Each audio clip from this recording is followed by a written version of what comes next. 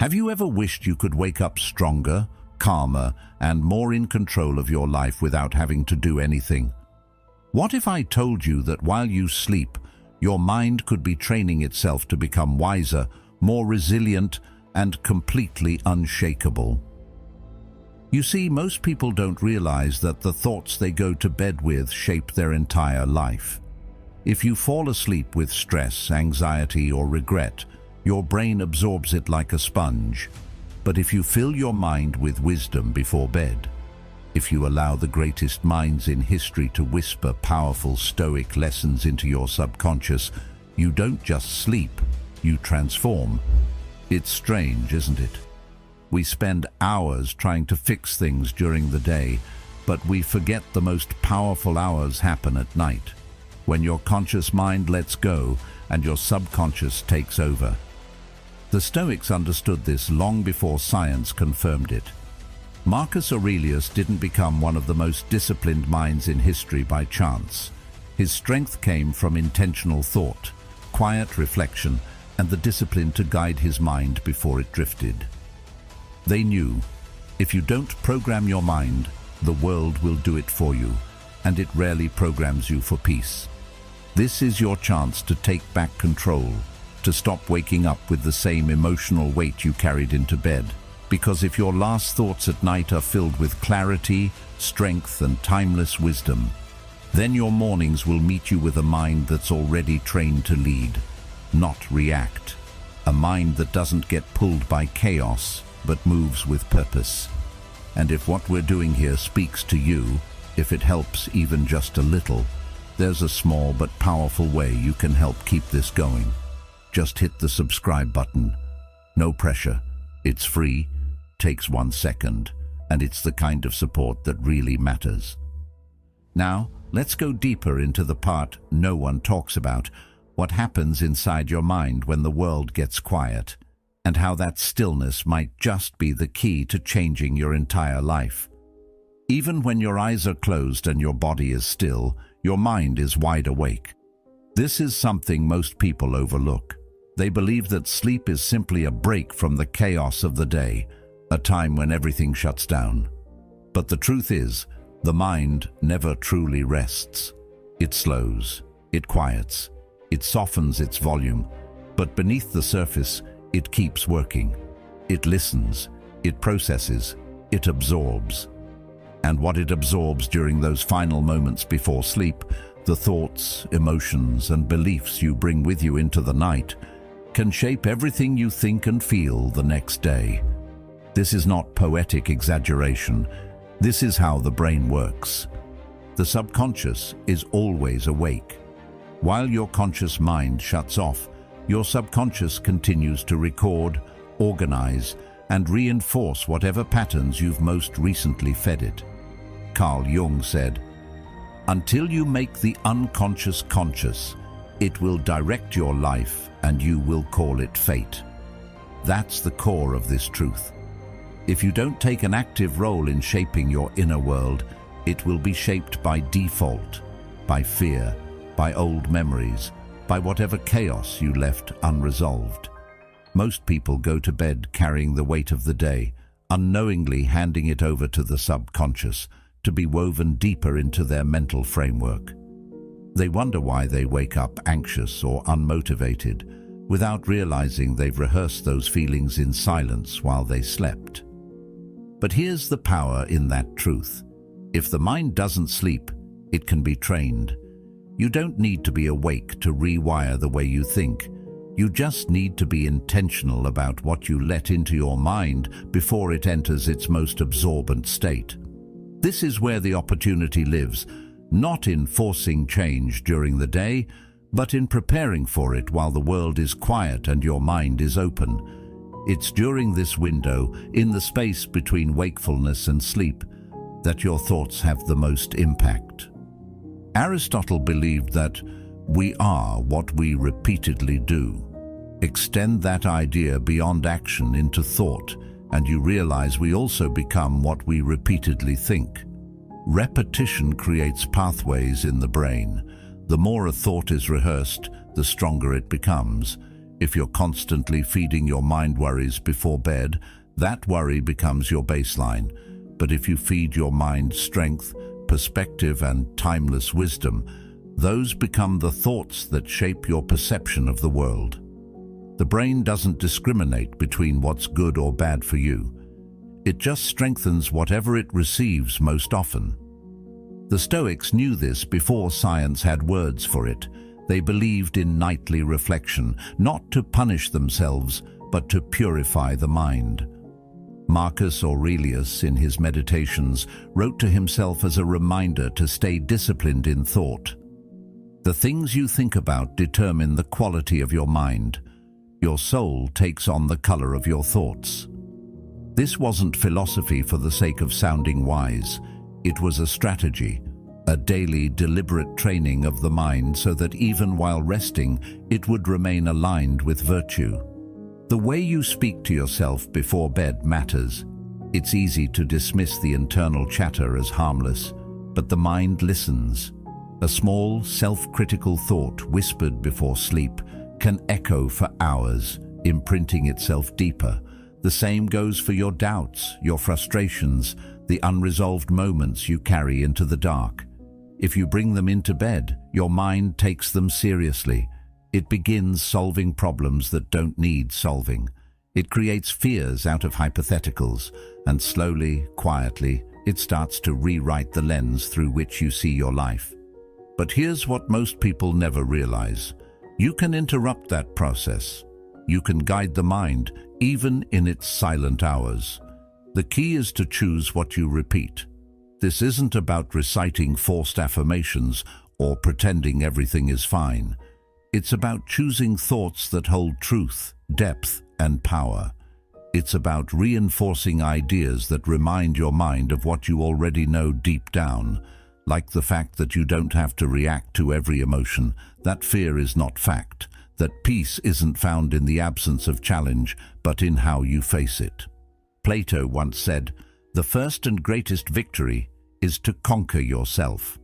That battle doesn't only happen during daylight, it continues in the dark, in the quiet, when you're alone with your thoughts. That's when the real conditioning takes place, and if you don't seize that time, it seizes you. You start each morning already behind, carrying thoughts that aren't even new, just recycled from the night before. You're not tired because you didn't rest. You're tired because your mind rehearsed chaos while your body tried to recover. When you take charge of what your mind consumes before sleep, you change the foundation you stand on when you wake, and it doesn't have to be complex. A single line of wisdom repeated with conviction can carry more weight than hours of silent overthinking. The mind responds to what is repeated. Not what is true, not what is best, just what is repeated. That's why even negative beliefs can feel real. Not because they're accurate, but because they've been rehearsed for so long. This is why training the mind must be done when it's most receptive. Right before sleep, your conscious resistance is down. The filter that normally separates surface thoughts from deep beliefs is more relaxed. What you repeat slips more easily into the subconscious. If that repetition is grounded in clarity and reason, it strengthens your mental core. But if it's based in fear or regret, it leaves you more vulnerable to spiraling cycles that feel impossible to escape. There's no need to wait until morning to reset. Reset starts before you close your eyes. The body will rest regardless. But the mind, that has to be guided, that has to be given direction. Socrates said, "The unexamined life is not worth living." That includes the hours we pretend not to live, our time in sleep. If you never examine what you take into that silence, you'll be ruled by patterns you don't even recognize. So reprogramming isn't about force, it's about attention.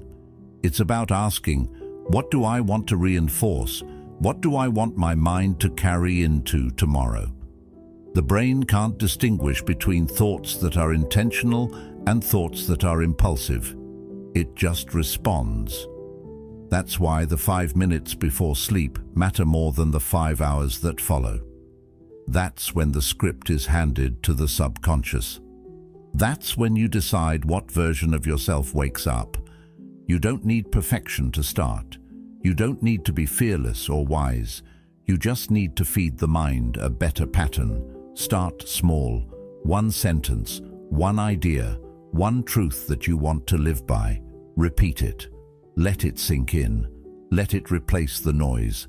Your mind is listening, even when you aren't. And the more you guide it with wisdom, the more it begins to think in alignment with who you truly are. Not who you were yesterday, but who you've chosen to become. And that choice, though it feels quiet, is one of the loudest things you'll ever do.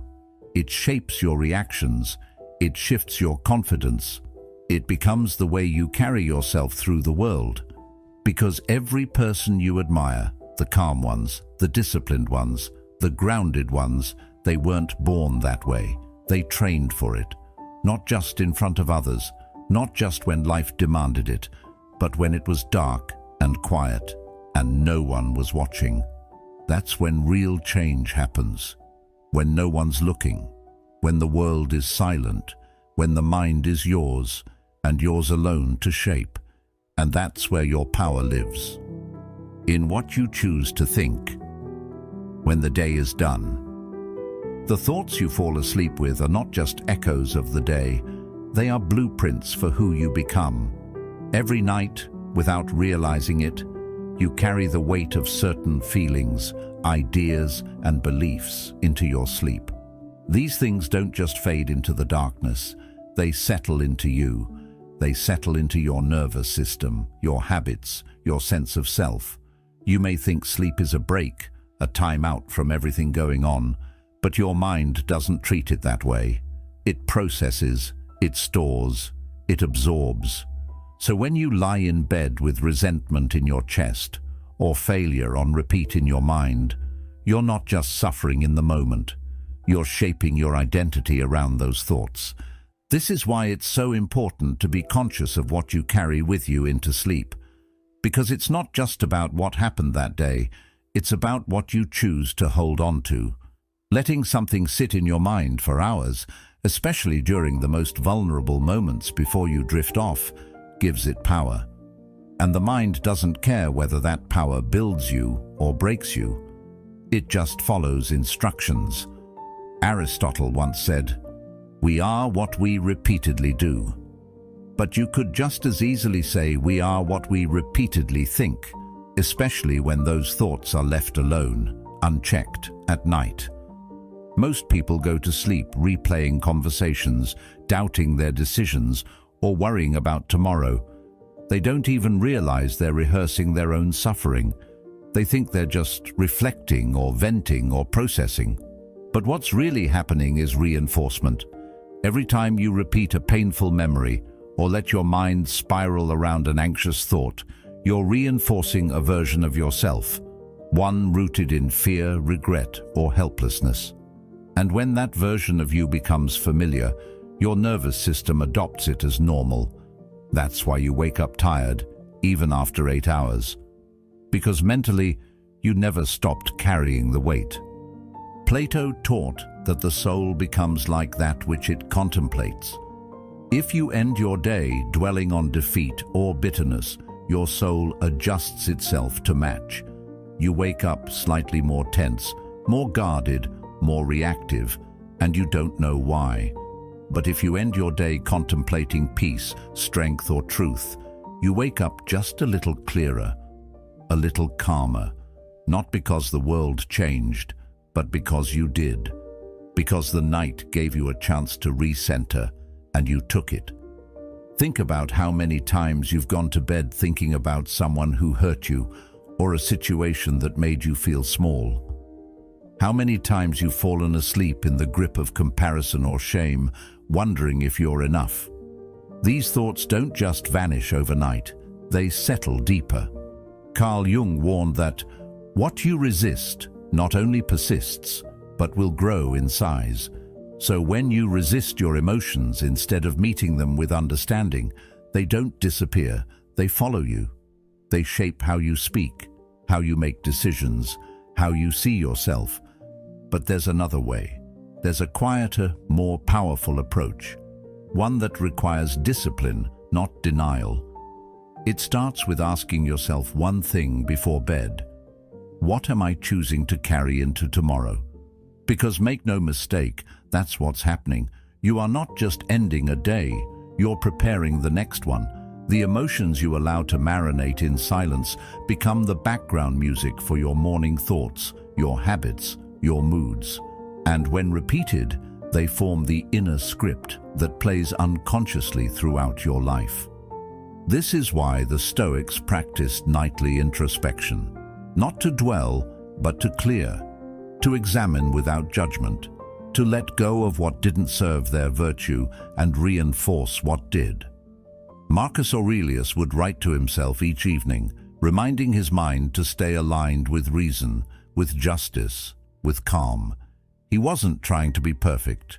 He was trying to be intentional, to make sure the thoughts he brought to bed would not lead him further from the person he was trying to become. You don't have to fix everything before you sleep. That's not the goal. You just have to be aware. Awareness alone is enough to begin shifting the pattern. When you become conscious of what you're rehearsing, you create a gap, a moment to decide whether this is something worth taking into the night with you. And in that moment, you have power. You can release. You can replace. You can choose a thought that strengthens you instead of one that weakens you, and slowly that choice becomes who you are. The identity you build isn't created through grand gestures or once-in-a-lifetime moments. It's built through the repeated, quiet choices you make when no one's watching, especially when you're alone with your mind, especially right before sleep, when you're most honest, most vulnerable. That's where real change begins, not in the chaos of the day, but in the stillness of the night, when you get to decide, what am I feeding my subconscious?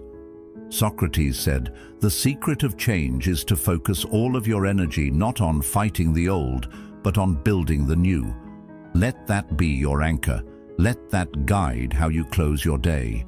Don't fall into the trap of reliving every mistake, every awkward moment, every unkind word.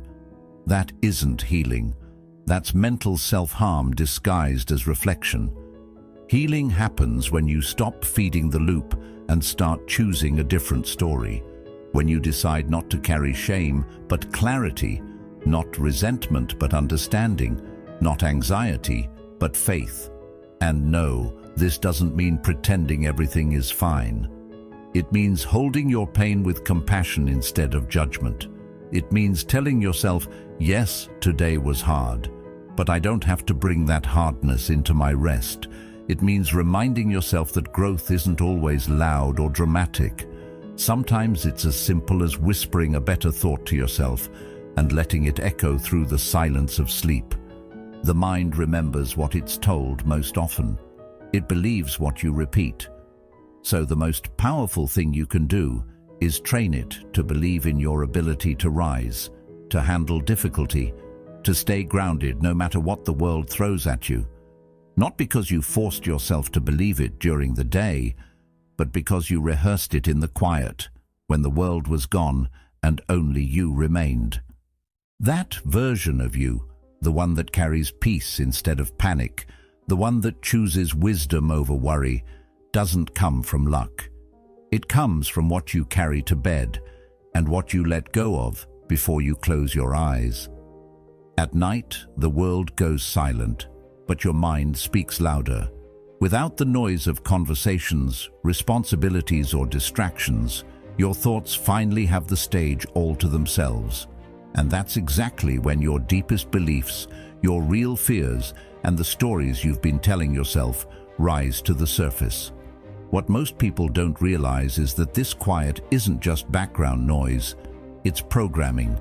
It's in these final moments before sleep that your mind is most open, most sensitive, and most likely to accept whatever you feed it. And what it accepts becomes the foundation of your reality the next day. During sleep, your conscious guard drops. Your subconscious mind, The part of you that drives 95% of your thoughts, feelings, and decisions goes to work. It doesn't judge, it doesn't question, it just absorbs and repeats. If you go to sleep thinking you're not good enough, that thought doesn't just vanish by morning. It lingers. It affects how you interpret people's reactions. It influences how confident you feel, how willing you are to take risks, how you talk to yourself when something doesn't go your way. Sleep doesn't reset the mind, it reinforces it. Carl Jung once said, "Until you make the unconscious conscious, it will direct your life and you will call it fate." That's exactly what happens with nighttime thoughts. They become the script your subconscious runs on. And because most people never question that script, they wake up and walk through the day unknowingly acting out last night's doubts. They wonder why they keep falling into the same emotional patterns, the same cycles of overthinking or avoidance. But the answer was planted the night before, quietly, consistently, invisibly. The Stoics believed that control begins in the mind, not in the world. And the most overlooked place to practice that control is right before you fall asleep. It's easy to think that your day starts in the morning, but in reality, it begins the night before. The tone of your day is set by the last few thoughts you allow to settle into your nervous system. That's the soil. And whatever you plant there, worry, hope, bitterness, gratitude, that's what will grow when the sun comes up. If you sleep in stress, you wake up in survival mode. Your brain is already scanning for threats, already looking for what might go wrong. You become reactive instead of grounded. You carry that tension into conversations, into decisions, even into your posture. On the other hand, if you sleep in peace, even if everything in your life isn't perfect, you start your day with a steadier foundation. You don't need everything to be okay. You just need your inner world to be clear enough not to distort the way you see the outer one. Plato wrote that the beginning is the most important part of the work. And your day begins long before your alarm clock. It begins with what you let echo in your mind as you drift off. So if you're filling that time with social media, news, or mental loops of regret, don't be surprised when your morning feels heavy. You're not broken. You're just following the emotional trail you left for yourself the night before. And it's not just about positive thinking or saying affirmations. It's about aligning with thoughts that are true, thoughts that pull you toward your better nature. Like, I'm allowed to let go of what I can't control. Or, this setback doesn't define me. Or even just, I made it through today, and I'm still here. These aren't fantasies. They're truths we forget in the noise of the day, but remember in the quiet of the night, if we give ourselves the chance. Socrates once urged his students to care more for the soul than for the body. But how many of us care for our soul before bed? We brush our teeth, we set our alarms, but we don't cleanse the mind.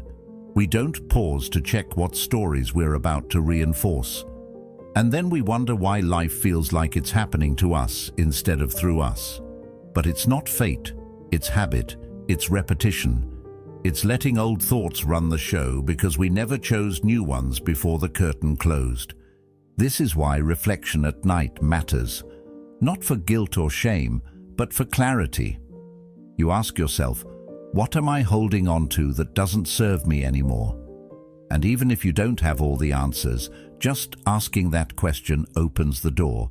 It tells your subconscious, I'm willing to grow. I'm willing to see this differently. And that willingness is powerful. Because change doesn't need perfection. It needs intention. When you go to sleep carrying peace, you wake up with power. Not power over other people, but power over your own mind. The power to respond instead of react. The power to stay grounded when others are chaotic. The power to choose your next step, even when fear is whispering in your ear. That kind of strength doesn't come from willpower alone. It comes from planting the right thoughts during the hours no one sees. The reality you live tomorrow is being written by the thoughts you entertain tonight. That's not a warning, it's a gift, because it means you're not stuck. You're not doomed to repeat the same emotional stories. You can intervene, you can rewrite, one thought at a time, one night at a time. The mind never stops working, so give it something worth working with. That's the hidden power of nighttime. Not just to rest, but to realign. Not just to escape, but to evolve. If you let that truth in, really let it in, you'll stop treating sleep like an end and start treating it like a beginning. Overthinking wears a clever disguise. It shows up looking like concern, preparation, responsibility. It tells you you're just being thorough, that you're making sure nothing goes wrong. But behind that mask, overthinking is quietly draining your energy and confidence. It pretends to protect you while secretly imprisoning you inside a mental loop with no exit. What seems like reflection is actually rumination, thoughts spinning in circles, never landing anywhere useful. Reflection helps you grow. It brings clarity, acceptance, and sometimes resolution. But overthinking, it keeps you stuck. You replay the same conversation, analyzing every word. You predict disasters that haven't happened. You create arguments in your head that you never actually have. It's mental noise, not mental clarity. And the more time you spend there, the harder it becomes to trust yourself, because now every decision is filtered through fear. Aristotle taught that the energy of the mind is the essence of life. That energy, when wasted on repetitive, unproductive thinking, leaves you drained before you've even started your day. You wake up already behind, already worried, already rehearsing conversations or outcomes that may never come. That isn't clarity. That's cognitive exhaustion dressed up as responsibility.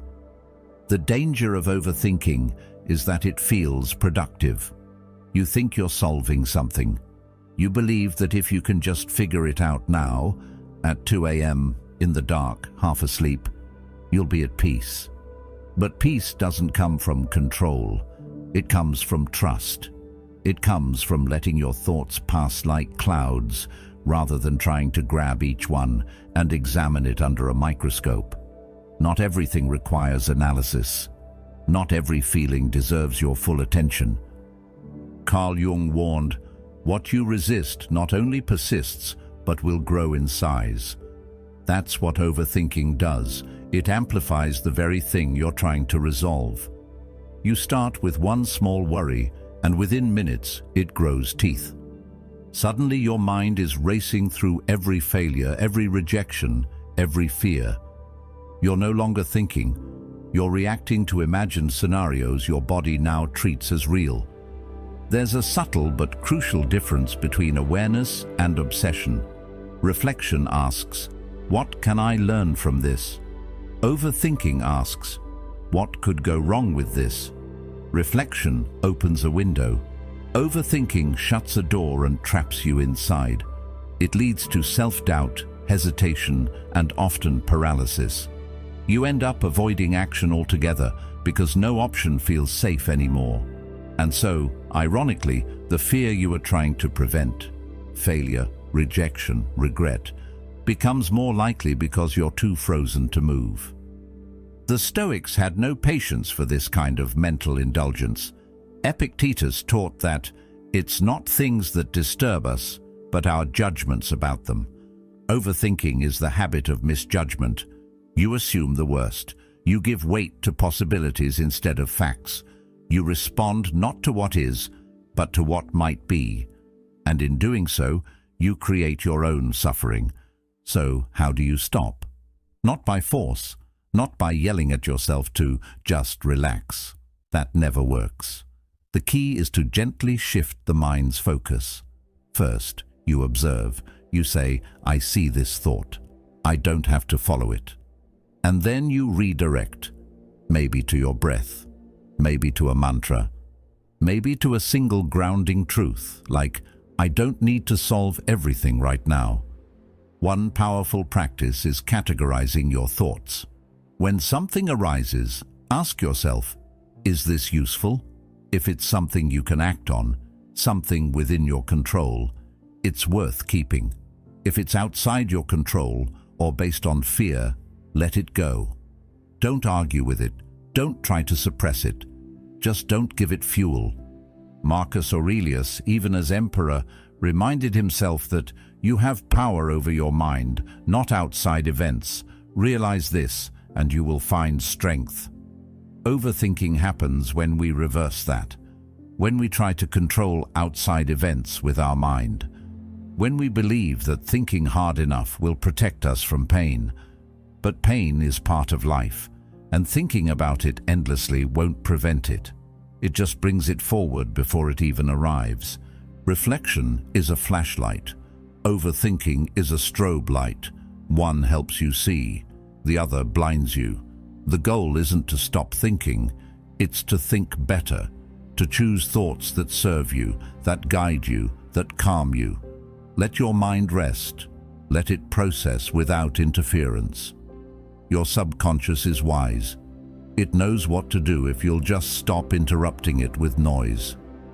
Before bed, this matters even more, because your mind doesn't turn off when you sleep. It continues to process whatever you last gave it.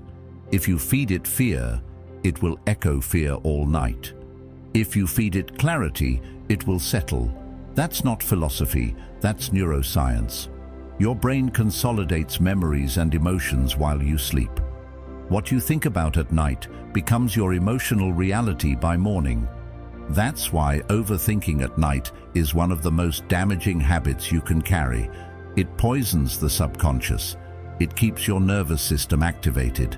It denies your body and mind the chance to repair. And when repeated often enough, it becomes a default setting. You stop being a thinker and start being a worrier. That identity shift happens quietly, almost unnoticeably, but it changes everything. But here's the truth most people miss. You are not your thoughts. You are the one watching them. You can step back. You can listen without obeying. You can choose not to follow every story your mind spins. That's where real power begins, not in thinking more, but in thinking less, and with more intention. Overthinking isn't intelligence, it's hesitation. It's a symptom of fear dressed up as logic. And once you recognize that, you can start creating space between you and your thoughts. You can say, not now, not this thought, not tonight. And that small moment of distance, that's freedom, that's clarity. That's the beginning of breaking the cycle of self-sabotage and stepping into a life led by intention rather than anxiety. Not because you've silenced your mind, but because you've learned how to guide it. The Stoics understood something about sleep that most of us have completely forgotten. Sleep isn't just physical rest, it's mental preparation. It's not just about closing your eyes and shutting off your body. It's about what you carry into the darkness and how that shapes who you become when the light returns. They saw sleep as a sacred transition, a daily death of sorts, where your mind sheds the noise of the day and prepares to rise wiser, calmer, and more in control. In the modern world, though, we treat it like a pause button, a passive activity. Something we do after we've drained every ounce of our attention, scrolling, worrying, racing to fit more into a day that already demands too much. But to the Stoics, sleep wasn't an escape.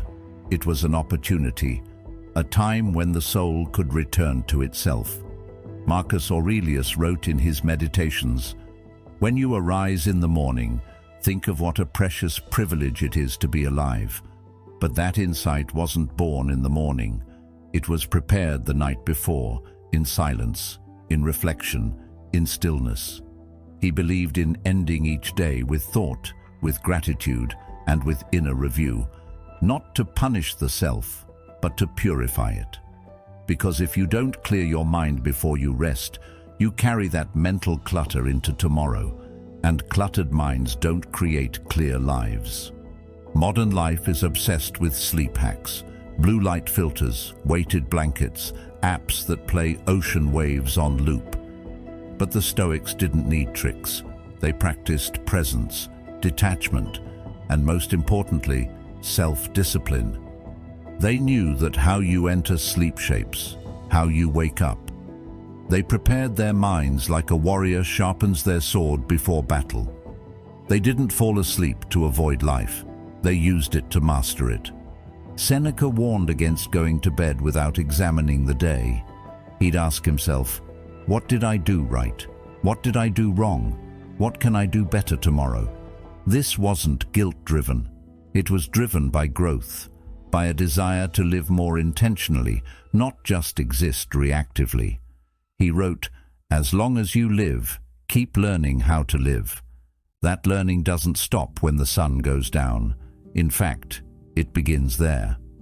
Because here's the truth. Your mind is still active while you sleep. Science now confirms what the Stoics intuited centuries ago. The brain organizes information, processes emotion, and even rehearses responses to future challenges, all while you sleep. So whatever emotional state or mental content you bring into that space, your brain treats as important. If you sleep angry, anxious, or scrolling through chaos, your brain stores that emotional tone, and you wake up already shaped by it. This is why Stoics practiced evening reflection, not because it was cute or spiritual, but because it was strategic. They understood that what you rehearse becomes who you are. And if your final thoughts before sleep are thoughts of fear, comparison, regret, or shallow stimulation, you're training your subconscious to normalize that chaos. Plato believed the soul was divided into three parts: the rationale, the spirited, and the appetitive. And when those were in harmony, a person could live with virtue. But when they were in conflict, inner suffering followed. Nighttime for the Stoics was a time to restore that inner harmony, to remind the rational part of its power, to calm the emotional storms, to quiet the cravings of the body and bring everything back to center. So the next day, you didn't have to fight yourself. You could just be yourself. But what have we done instead? We've turned bedtime into a battleground. Screens blast us with images. Our thoughts spiral through worries we can't control. We replay conversations, imagine worst-case scenarios, and let external noise seep into the most vulnerable space of the day. We don't prepare for rest. We collapse into it, hoping for peace without actually creating it. The Stoics would have found that tragic, because to them, sleep was a ritual of power, not weakness.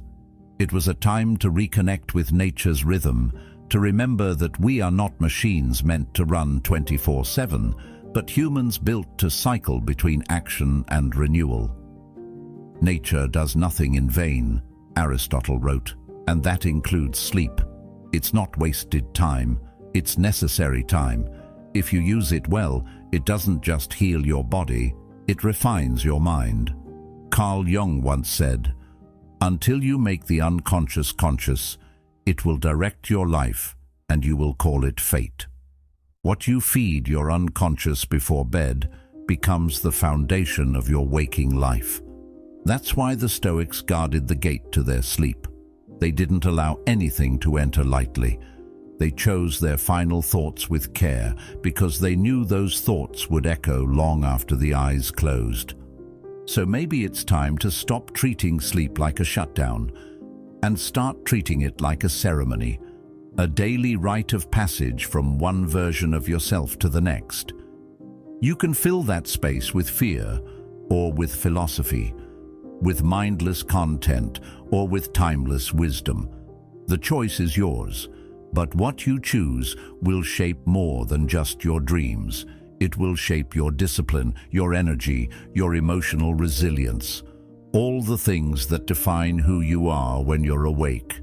And if you're seeking strength, calm, and control, not as a fantasy but as a lived experience, it doesn't start with a productivity hack. It starts with what the Stoics knew, that how you end your day is how you build your life. And the thoughts you fall asleep with, they don't just disappear, they become your reality. It's not always the long hours or endless to-do lists that leave us drained. It's the emotional clutter we carry, quiet, invisible, but heavy. Most people go to bed believing they're just physically tired, but what they're really experiencing is the weight of unspoken frustration, unresolved conversations, and lingering disappointments. The kind of exhaustion that no amount of sleep can fix. The Stoics understood this centuries ago. They knew that true fatigue begins in the mind, not the muscles. And yet today, we rarely think to ask ourselves what emotional baggage we're dragging into the night, or how it's silently shaping the way we wake up. You might have noticed it yourself. You sleep for 8 hours, but wake up feeling like you haven't rested at all.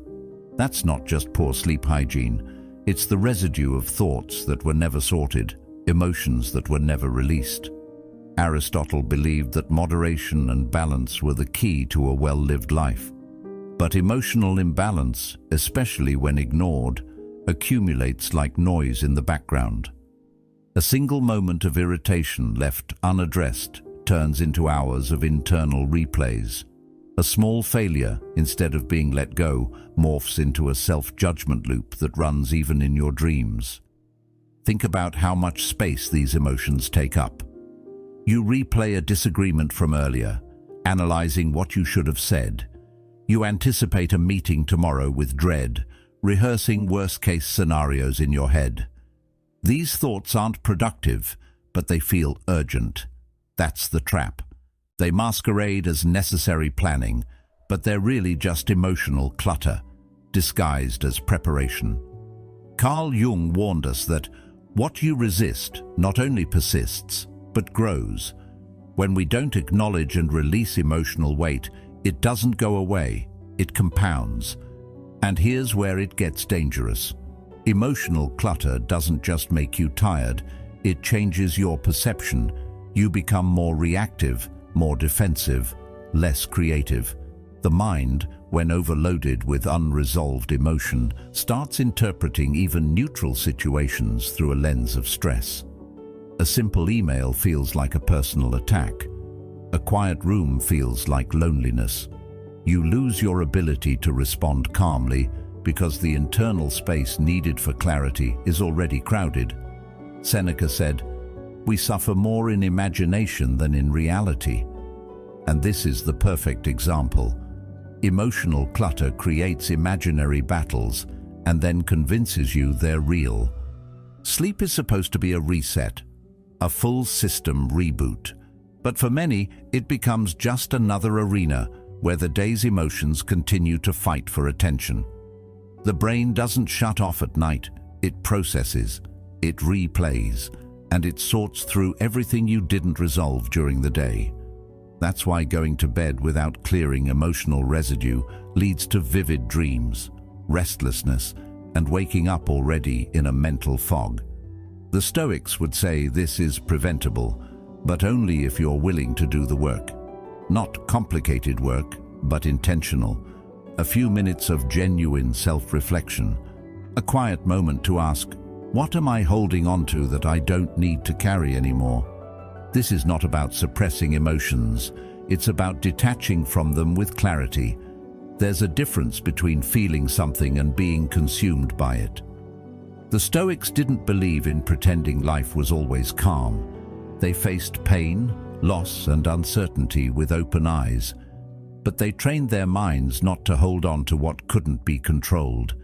They believed that emotional discipline wasn't cold, it was courageous. Letting go doesn't mean you're numb. It means you've chosen peace over chaos, clarity over clutter. And don't underestimate how fast emotional clutter builds. It doesn't take major life events. It builds from the little things. A moment of self-doubt, a comment from someone that landed wrong, a task you didn't finish and now feel guilty about. Left unchecked, these stack up silently until the weight becomes unbearable. But because we're used to this internal noise, we normalize it. We tell ourselves it's just stress, it's just life. But it isn't. It's accumulated, unattended emotional energy that hasn't been processed or released. This is why the Stoics emphasized daily mental hygiene. Just as you wash your face and brush your teeth, they believed in cleansing the mind.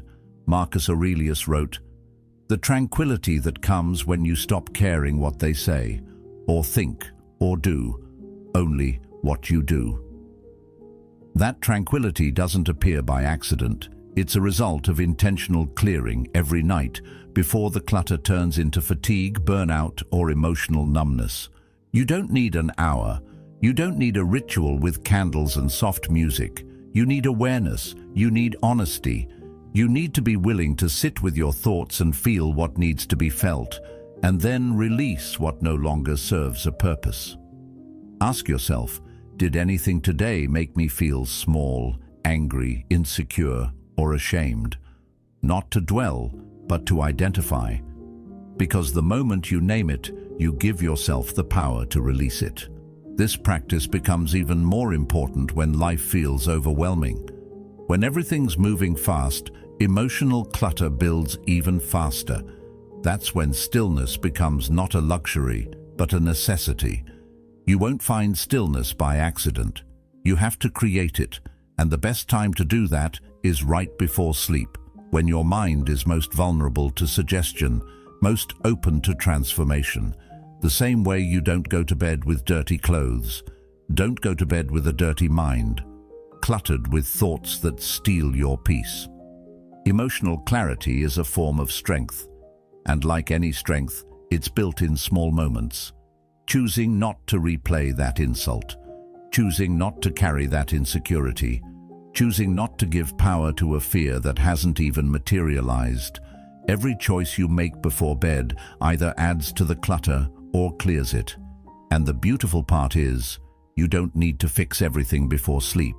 You just need to let go of the idea that you must fix everything right now. Plato taught that the first and best victory is to conquer self.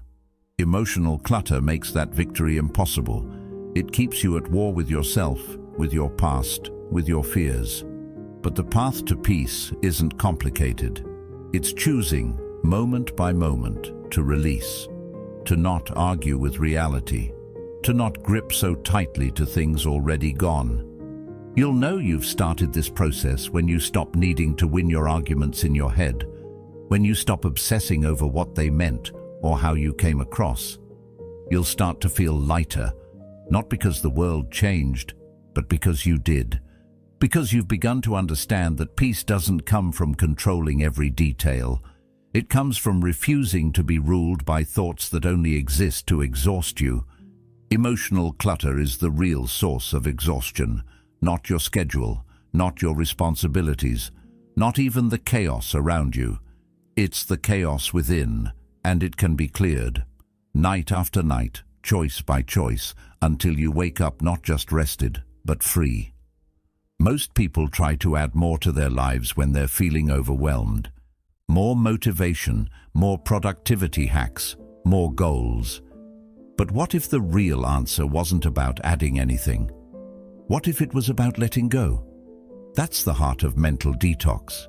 And no, it's not a trendy self-help buzzword.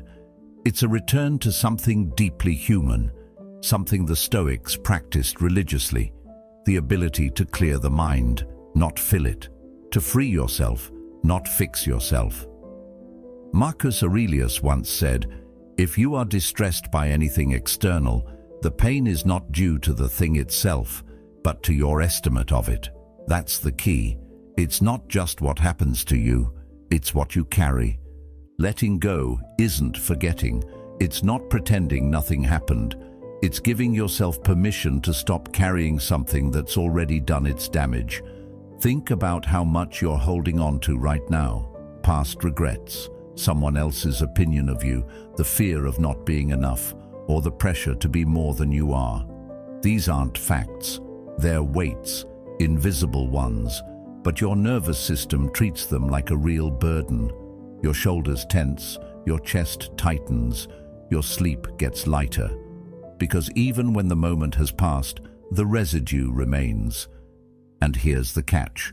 Mental clutter multiplies. One small insecurity becomes a cascade of negative thoughts. One bad interaction colors your whole day. Carl Jung warned us that until you make the unconscious conscious, it will direct your life and you will call it fate.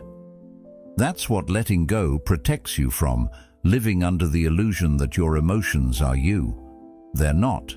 They're visitors. And just like any guest, not all of them deserve a place to stay.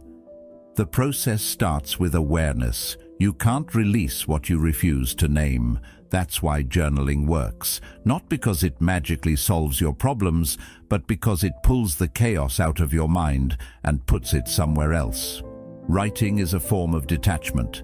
It says, "This belongs to me, but it isn't me." That separation creates room, and in that room, clarity begins to form.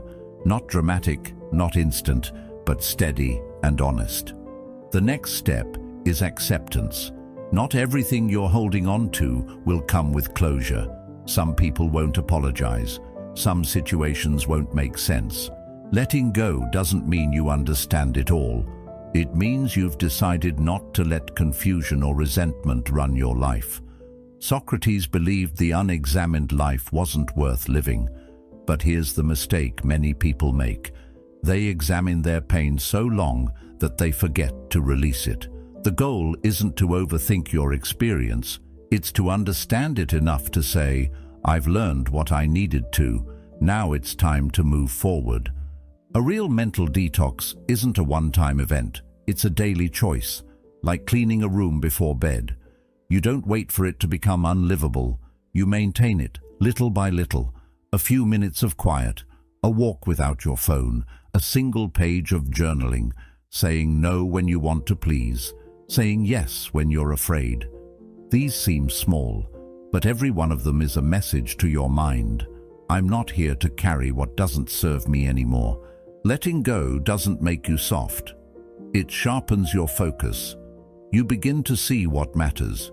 You realize not every thought deserves your time. Not every emotion deserves a response. Not every situation requires your energy. Aristotle taught that virtue lies in the balance between extremes.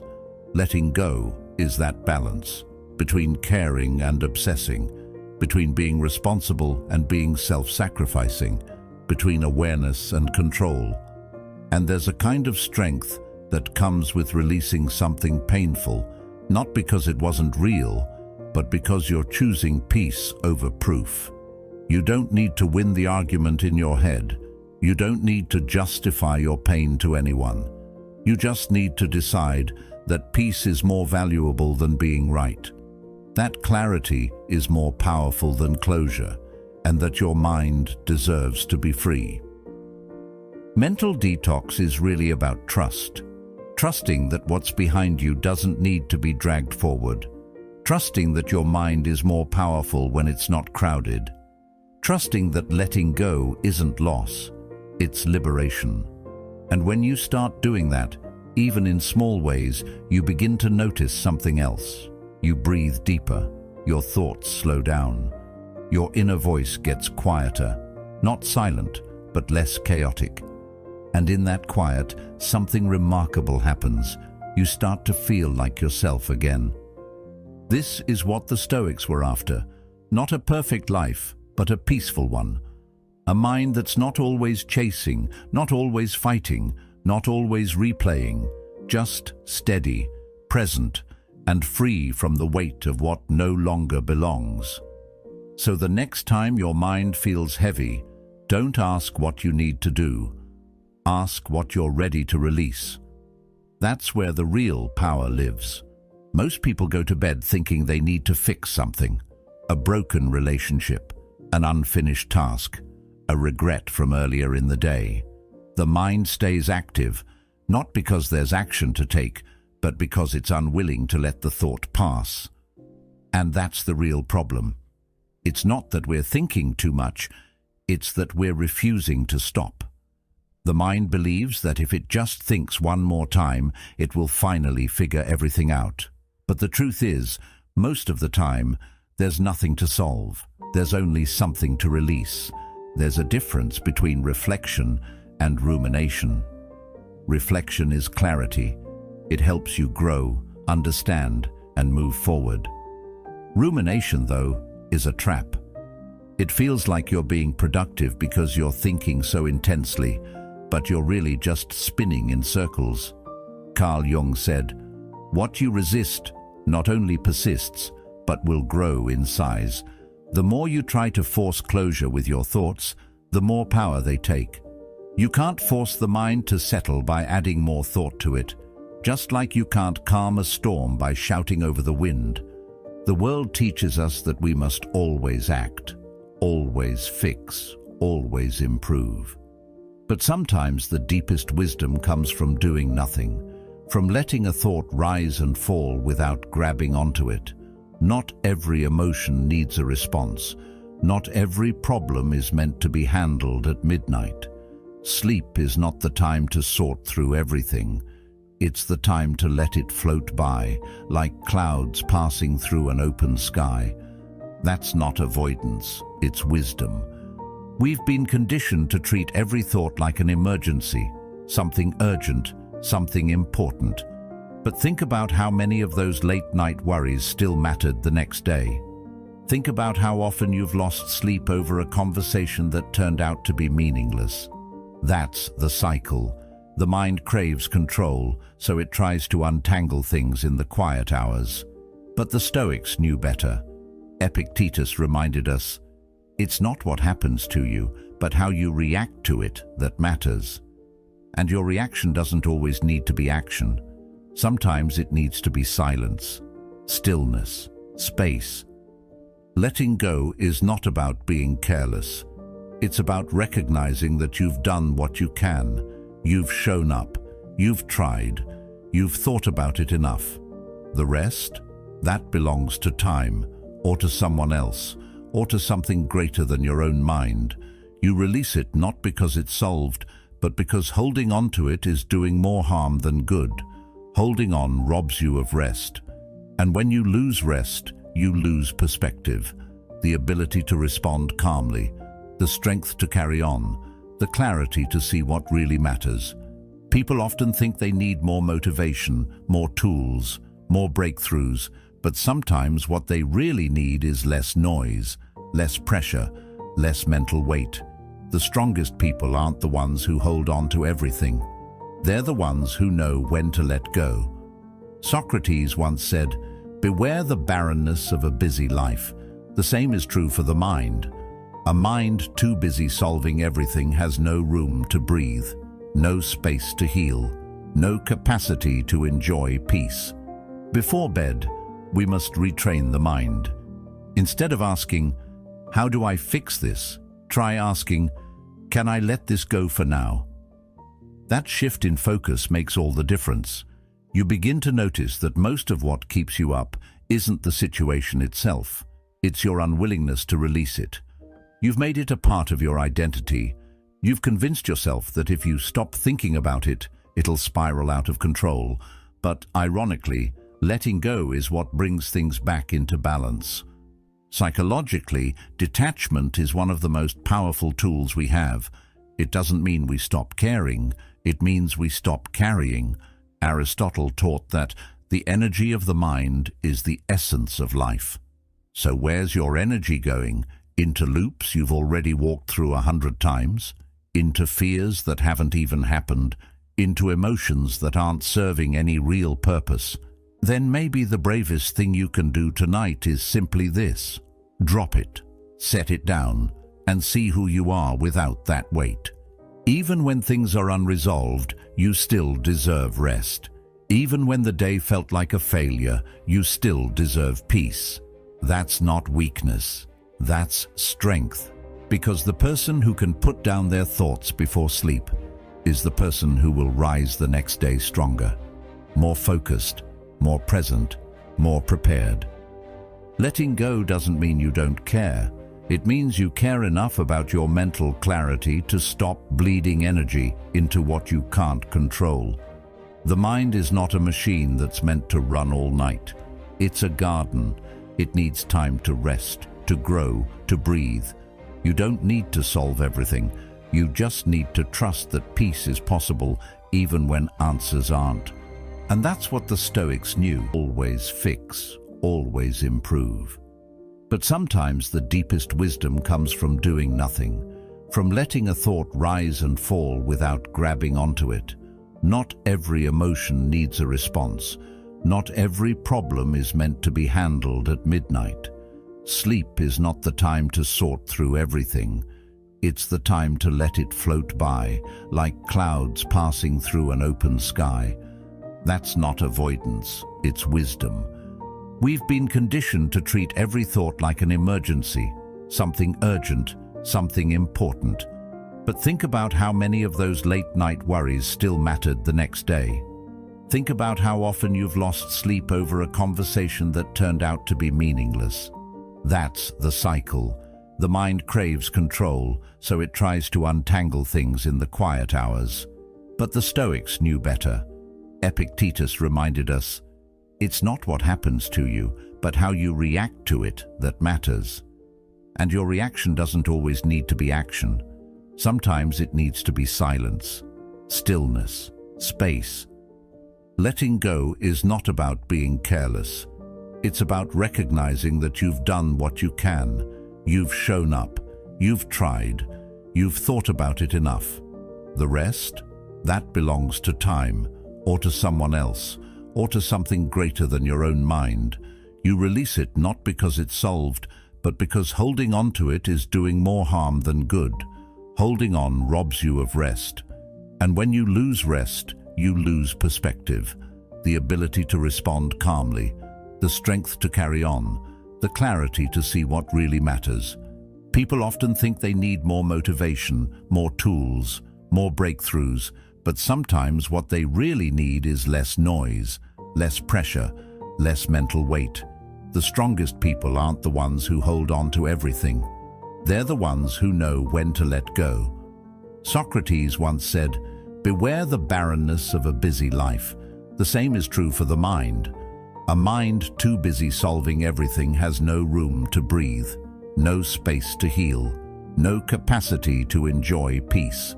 Before bed, we must retrain the mind. Instead of asking, "How do I fix this?" try asking, "Can I let this go for now?" That shift in focus makes all the difference. You begin to notice that most of what keeps you up isn't the situation itself. It's your unwillingness to release it. You've made it a part of your identity. You've convinced yourself that if you stop thinking about it, it'll spiral out of control. But ironically, letting go is what brings things back into balance. Psychologically, detachment is one of the most powerful tools we have. It doesn't mean we stop caring, it means we stop carrying. Aristotle taught that the energy of the mind is the essence of life. So where's your energy going? Into loops you've already walked through 100 times? Into fears that haven't even happened? Into emotions that aren't serving any real purpose? Then maybe the bravest thing you can do tonight is simply this. Drop it, set it down, and see who you are without that weight.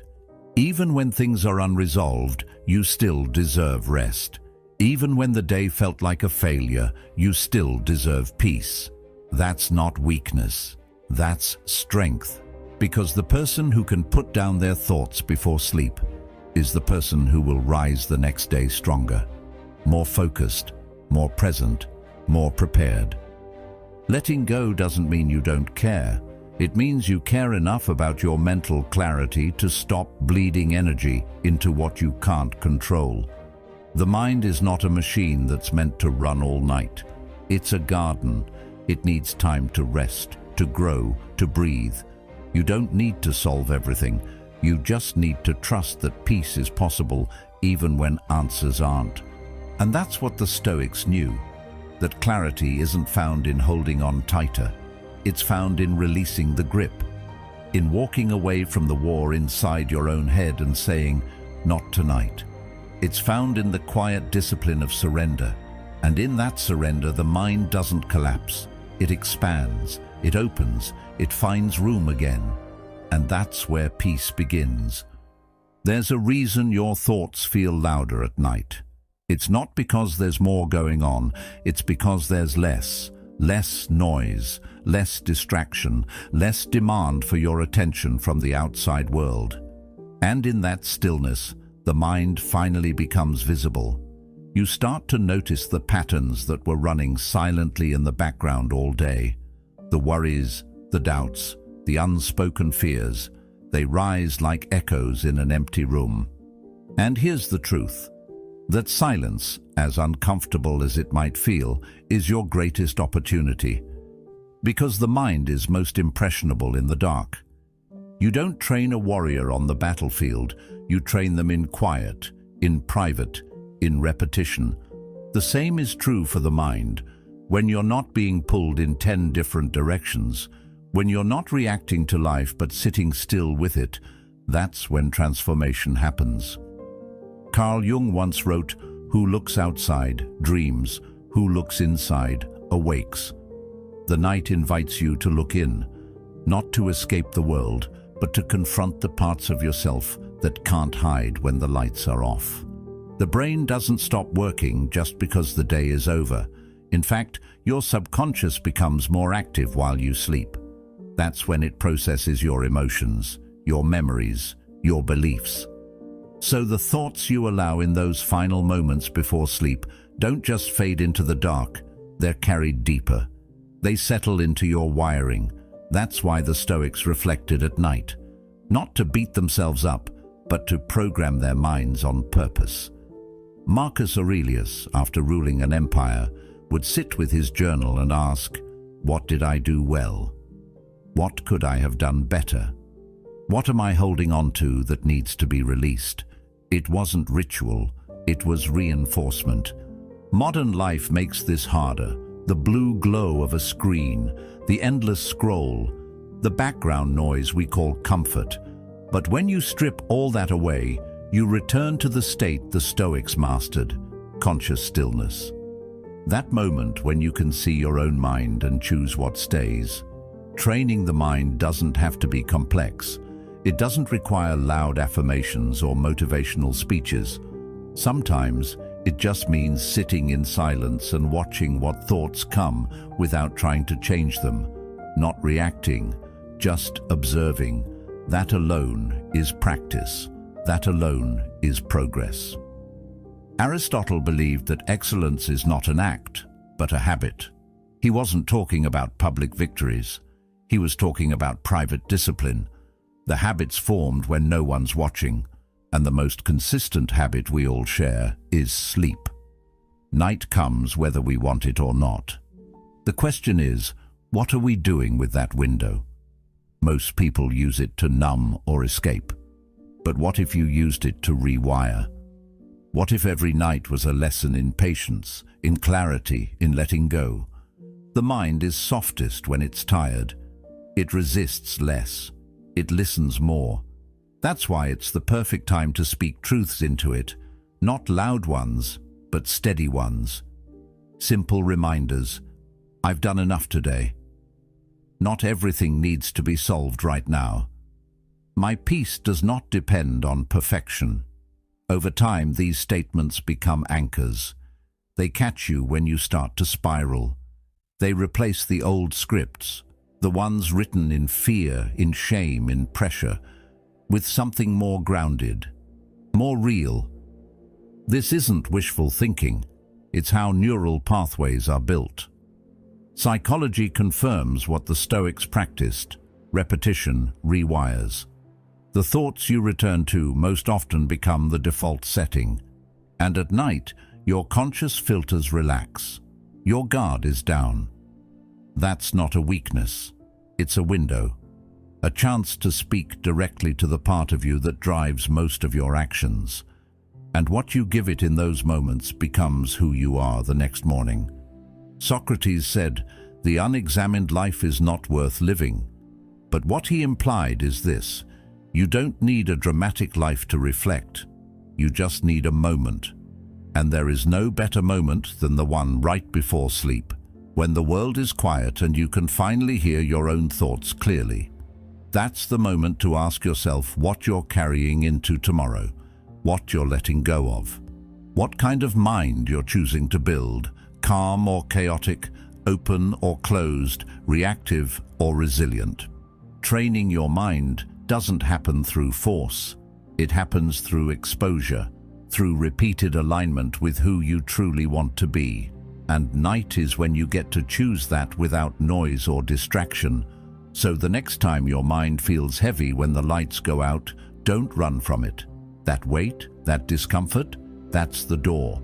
Step through it, sit with it. Speak to it with the calm authority of someone who knows they are not their thoughts. And then gently, deliberately train the mind to let go.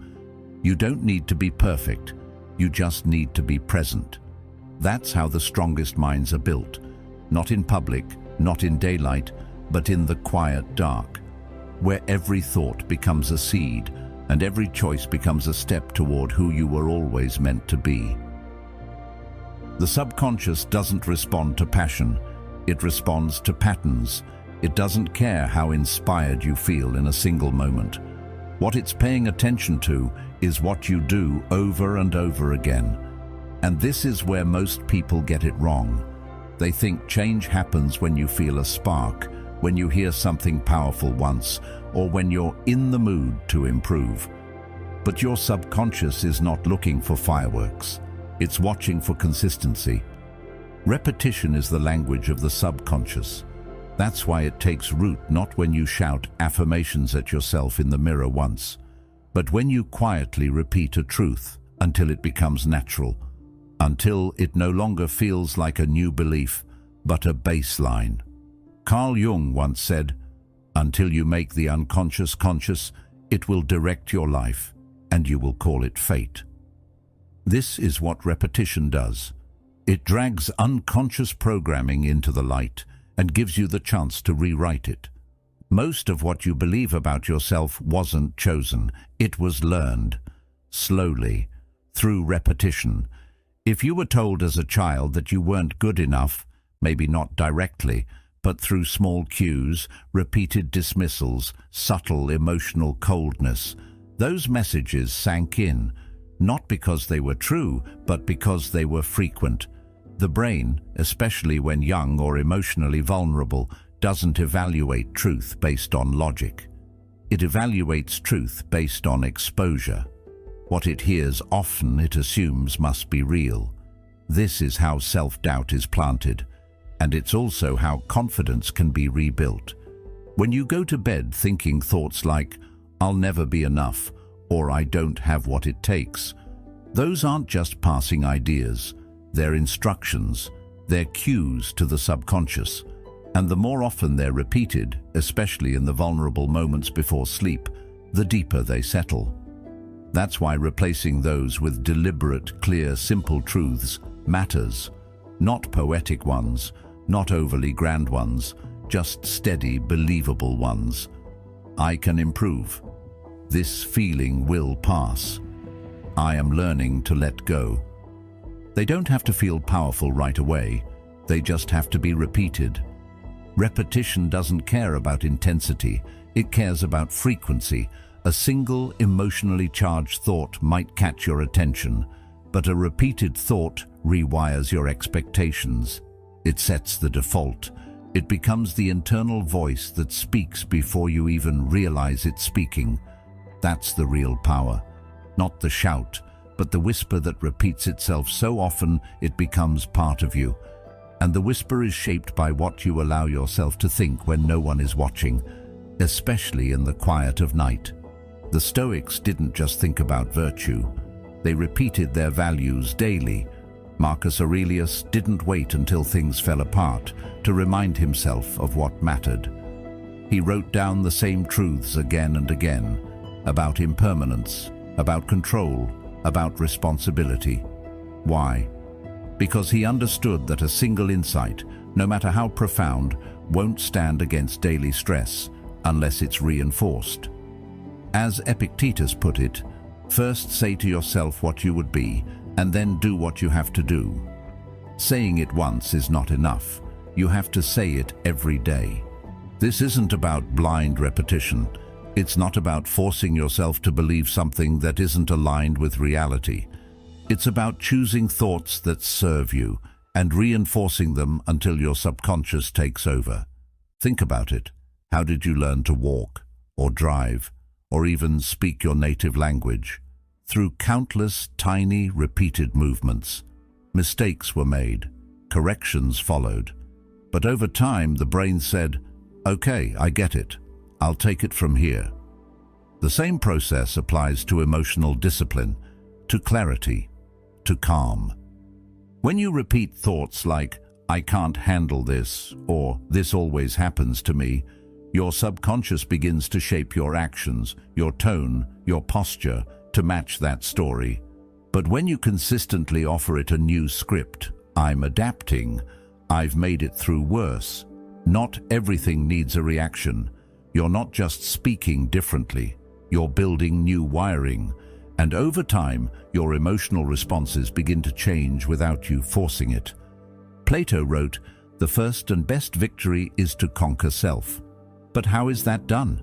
Through consistent mental training, through replacing chaos with structure, one small moment at a time.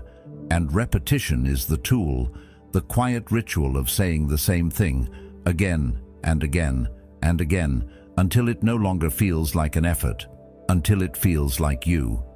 That's how people become grounded, not by chasing peak emotions, but by choosing a message and returning to it until it sticks. This is why the moments before sleep matter so much. It's the window where the mind is no longer distracted, no longer resisting.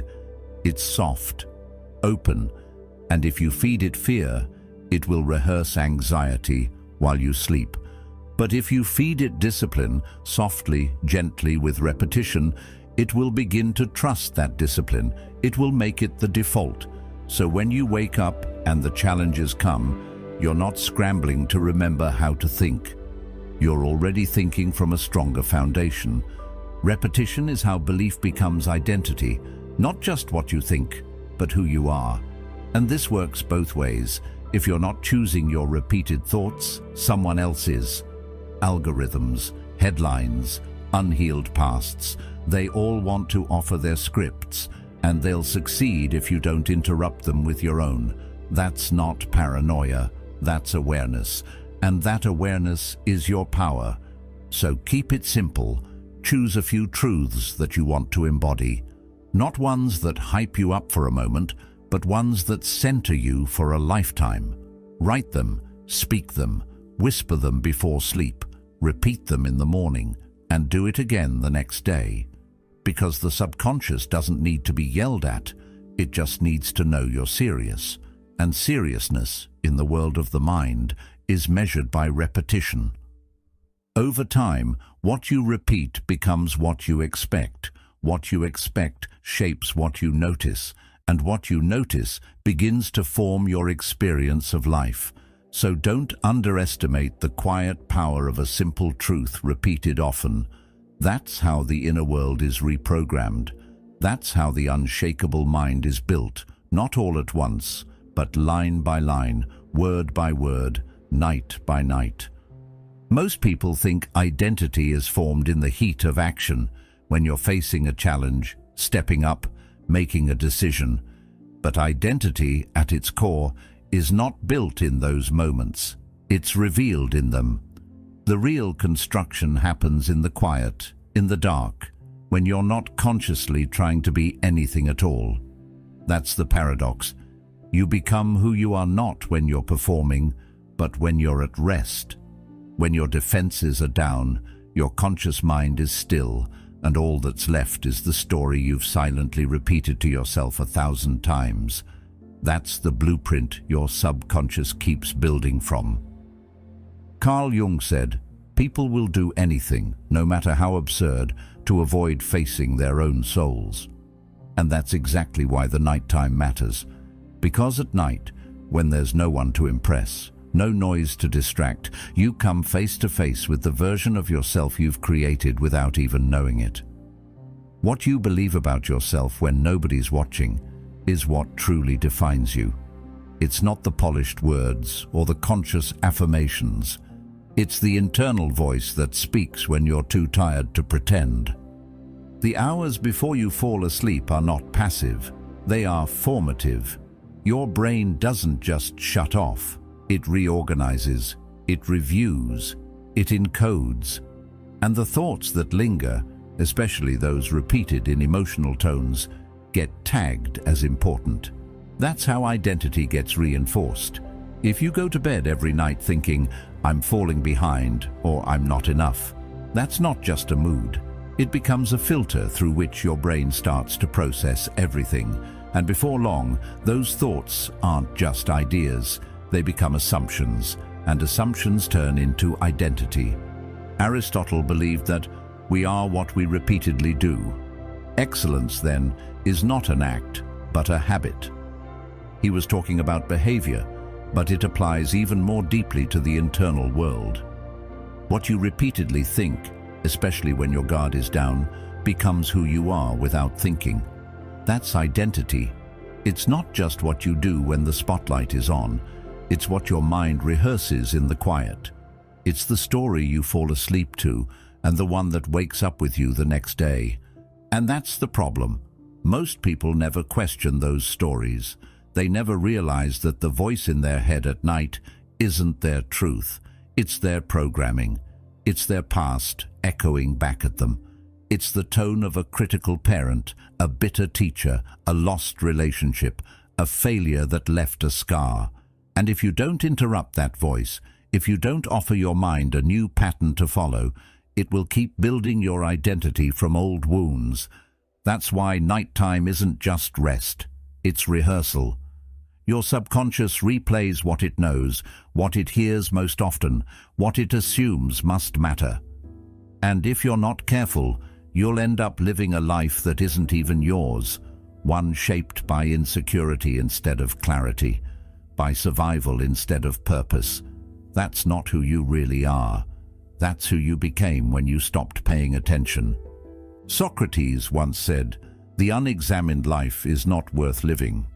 That doesn't mean you need to overanalyze every thought, but it does mean you need to be intentional about what you let repeat, especially at night, because repetition is how identity is formed, and nighttime is when repetition is most powerful. This is why rituals matter, not grand ones, simple ones. Reading something meaningful, reflecting on a Stoic principle, whispering a truth you want to believe, even if you don't fully feel it yet. I am not my past. I have the power to choose again. Tomorrow is not yesterday. These aren't magical phrases. They're anchors. They pull you toward a new identity, one thought at a time. Think of your subconscious like a garden. Every thought before bed is a seed. You don't see the roots forming, but you wake up with new habits, new reactions, new expectations. That's how identity works. It's not forced into place. It grows into place, slowly, repeatedly, quietly, and it starts when you're not awake. So if you've been waking up feeling off, out of alignment, disconnected, discouraged, it's not because you're weak. It's because your identity has been hijacked by unchecked thoughts. You're not broken. You're just rehearsing the wrong script. And the good news is, it's not permanent. The brain is plastic. The mind is flexible. Identity can be reformed, but not through noise, not through force, through presence, through choice, through consistent inner work that starts not when the alarm goes off, but when the lights go out. So tonight, as you lay down and your conscious mind begins to drift, remember this: who you become is shaped less by what you try to do and more by what you allow yourself to believe. The beliefs that are most powerful are the ones you don't question. So choose carefully, choose with care, because identity is not who you say you are. It's what your subconscious believes when you're asleep. And that belief is built, night after night, by the thoughts you let in before the world goes quiet.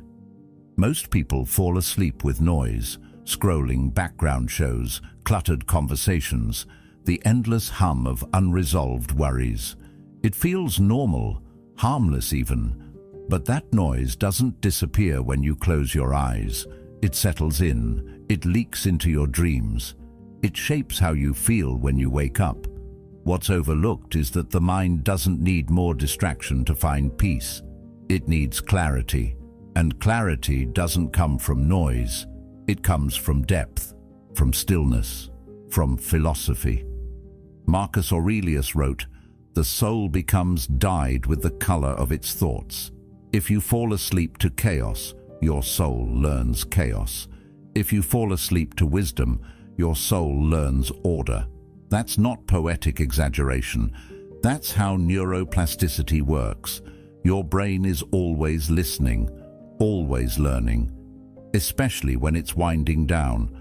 That's why what you feed it in the final hour before sleep matters more than what you do in the first hour after you wake. We've made the mistake of thinking sleep is just recovery for the body, but it's more than that. It's rehearsal for the mind.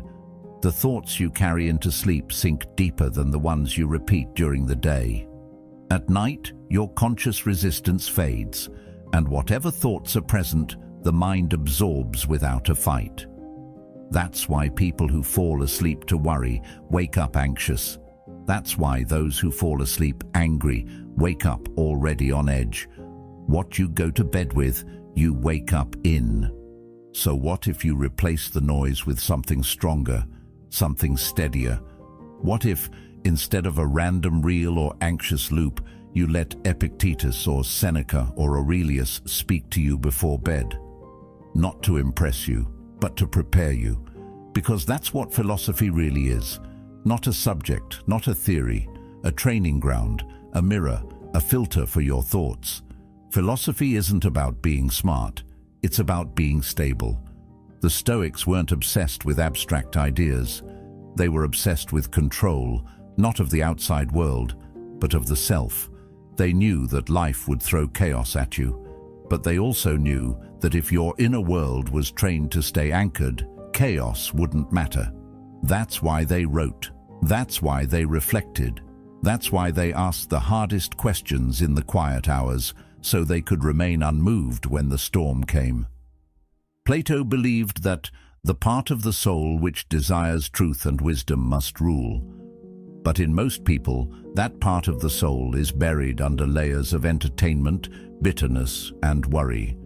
And the only way to bring it back to the surface is by feeding it, consistently, not with junk, but with truth, with depth, with ideas that challenge you instead of numb you. This is not about becoming emotionless. It's about becoming unshakable. When you end your day with philosophy, you're not trying to be perfect. You're reminding yourself of what you value. You're choosing perspective. You're placing your attention where it serves you instead of where it drains you. And that choice, made consistently, becomes a mindset. That mindset becomes a habit. And that habit forms the foundation of how you experience life itself. Think about this.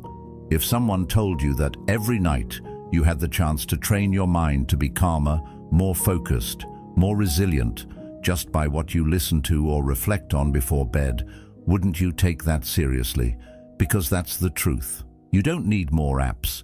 You don't need more hacks. You need fewer distractions and more wisdom. You need less noise and more nourishment. Aristotle once said, "It is the mark of an educated mind to be able to entertain a thought without accepting it."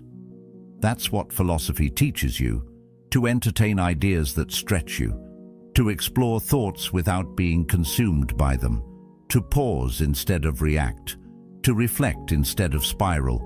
When you end your day with these kinds of thoughts, your mind doesn't just rest, it resets. And that reset changes everything. You begin to notice the noise around you during the day. You start to reject what doesn't serve your peace. You stop feeding your anxiety out of habit. Not because someone told you to, but because your inner world has changed. That change didn't come from effort. It came from attention, from what you gave your mind at the end of the day. It's subtle, but it's powerful. The way you think right before bed writes the code for how you live when you wake. So feed your mind what it needs, not what it craves. Replace gossip with wisdom. Replace judgment with clarity. Replace scrolling with stillness. Replace noise with philosophy. And you'll stop waking up tired and start waking up strong. Because in the end, the strongest minds aren't built in daylight. They're shaped in darkness, in silence, in reflection, when no one's watching. And if you learn to master that space, if you learn to feed it with strength, you'll carry that strength with you into everything you do. The subconscious doesn't argue with you. It doesn't question your beliefs. It doesn't analyze what's helpful or harmful. It doesn't have the luxury of discernment the way your conscious mind does. It simply takes in what you give it, repeatedly, consistently, and without filter. That's why it's so powerful, and why it's also so dangerous if left unattended. It becomes what you feed it. That's not a metaphor. That's how it functions. When Carl Jung said, "Until you make the unconscious conscious, it will direct your life and you will call it fate," he wasn't being poetic. He was describing the exact mechanism of how people sabotage their own peace without realizing it. The subconscious stores every experience, every emotion, every repeated thought. But more importantly, it turns those thoughts into default responses, into emotional reactions, into internal narratives that run in the background of your life. This is why a person who constantly worries doesn't need a reason to worry. The subconscious has already learned that worry is the baseline, so it builds a reality that justifies it. That person wakes up tense, reacts quickly, and doubts themselves, not because of what's happening around them, but because of what's been rehearsed within them, over and over again, without interruption. Your mind is listening long after you've stopped paying attention, and at night, when your conscious guard is lowered, when the distractions fall away, that's when the subconscious is most active. That's when it starts sorting, integrating, reinforcing. But if what you've given it all day is noise, conflict, fear, or anger, then that's what it uses to build your internal world. It doesn't push back, it doesn't protect you, it simply absorbs. And what's absorbed becomes belief. It becomes identity. That's how someone can slowly begin to believe they're not enough, even if no one ever told them that directly. A look, a comment, a mistake, if rehearsed enough, can become a foundational belief about the self. The subconscious doesn't ask for evidence. It doesn't care about truth. It cares about repetition. That's why intention is everything. If you don't choose what your mind focuses on, your environment will choose for you, and your subconscious will build from that. It will take the fear you felt while scrolling the news, the comparison you felt on social media, the shame from a conversation earlier, and it will integrate all of it as if it's true. Not because it wants to, but because you didn't give it anything better. You can't expect to feel calm when your subconscious has been trained in chaos. You can't expect confidence if your nightly routine is built around self-judgment. And you can't expect to wake up strong if your mind went to sleep full of confusion. Aristotle taught that we are what we repeatedly do. But it's deeper than doing. We are what we repeatedly believe. And belief is born in the subconscious. Think about how children absorb the world. They don't filter their experiences. They believe what they hear.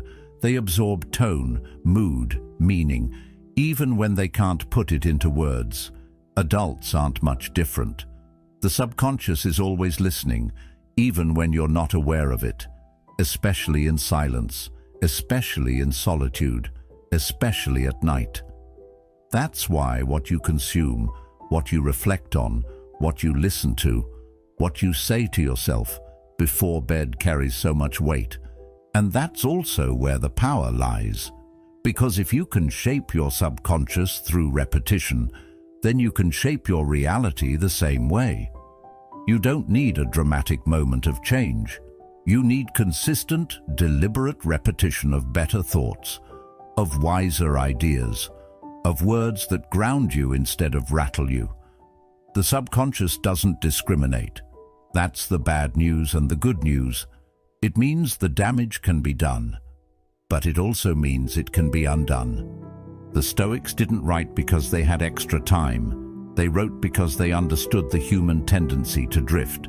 They knew the subconscious needed to be trained, not once, but daily. They reinforced the same principles over and over again. You have power over your mind, Marcus Aurelius reminded himself, not outside events. Realize this, and you will find strength. He didn't write that once and move on. He returned to it again and again because he knew that the mind forgets, and the subconscious needs reminders. You don't need a complete overhaul. You need conscious input.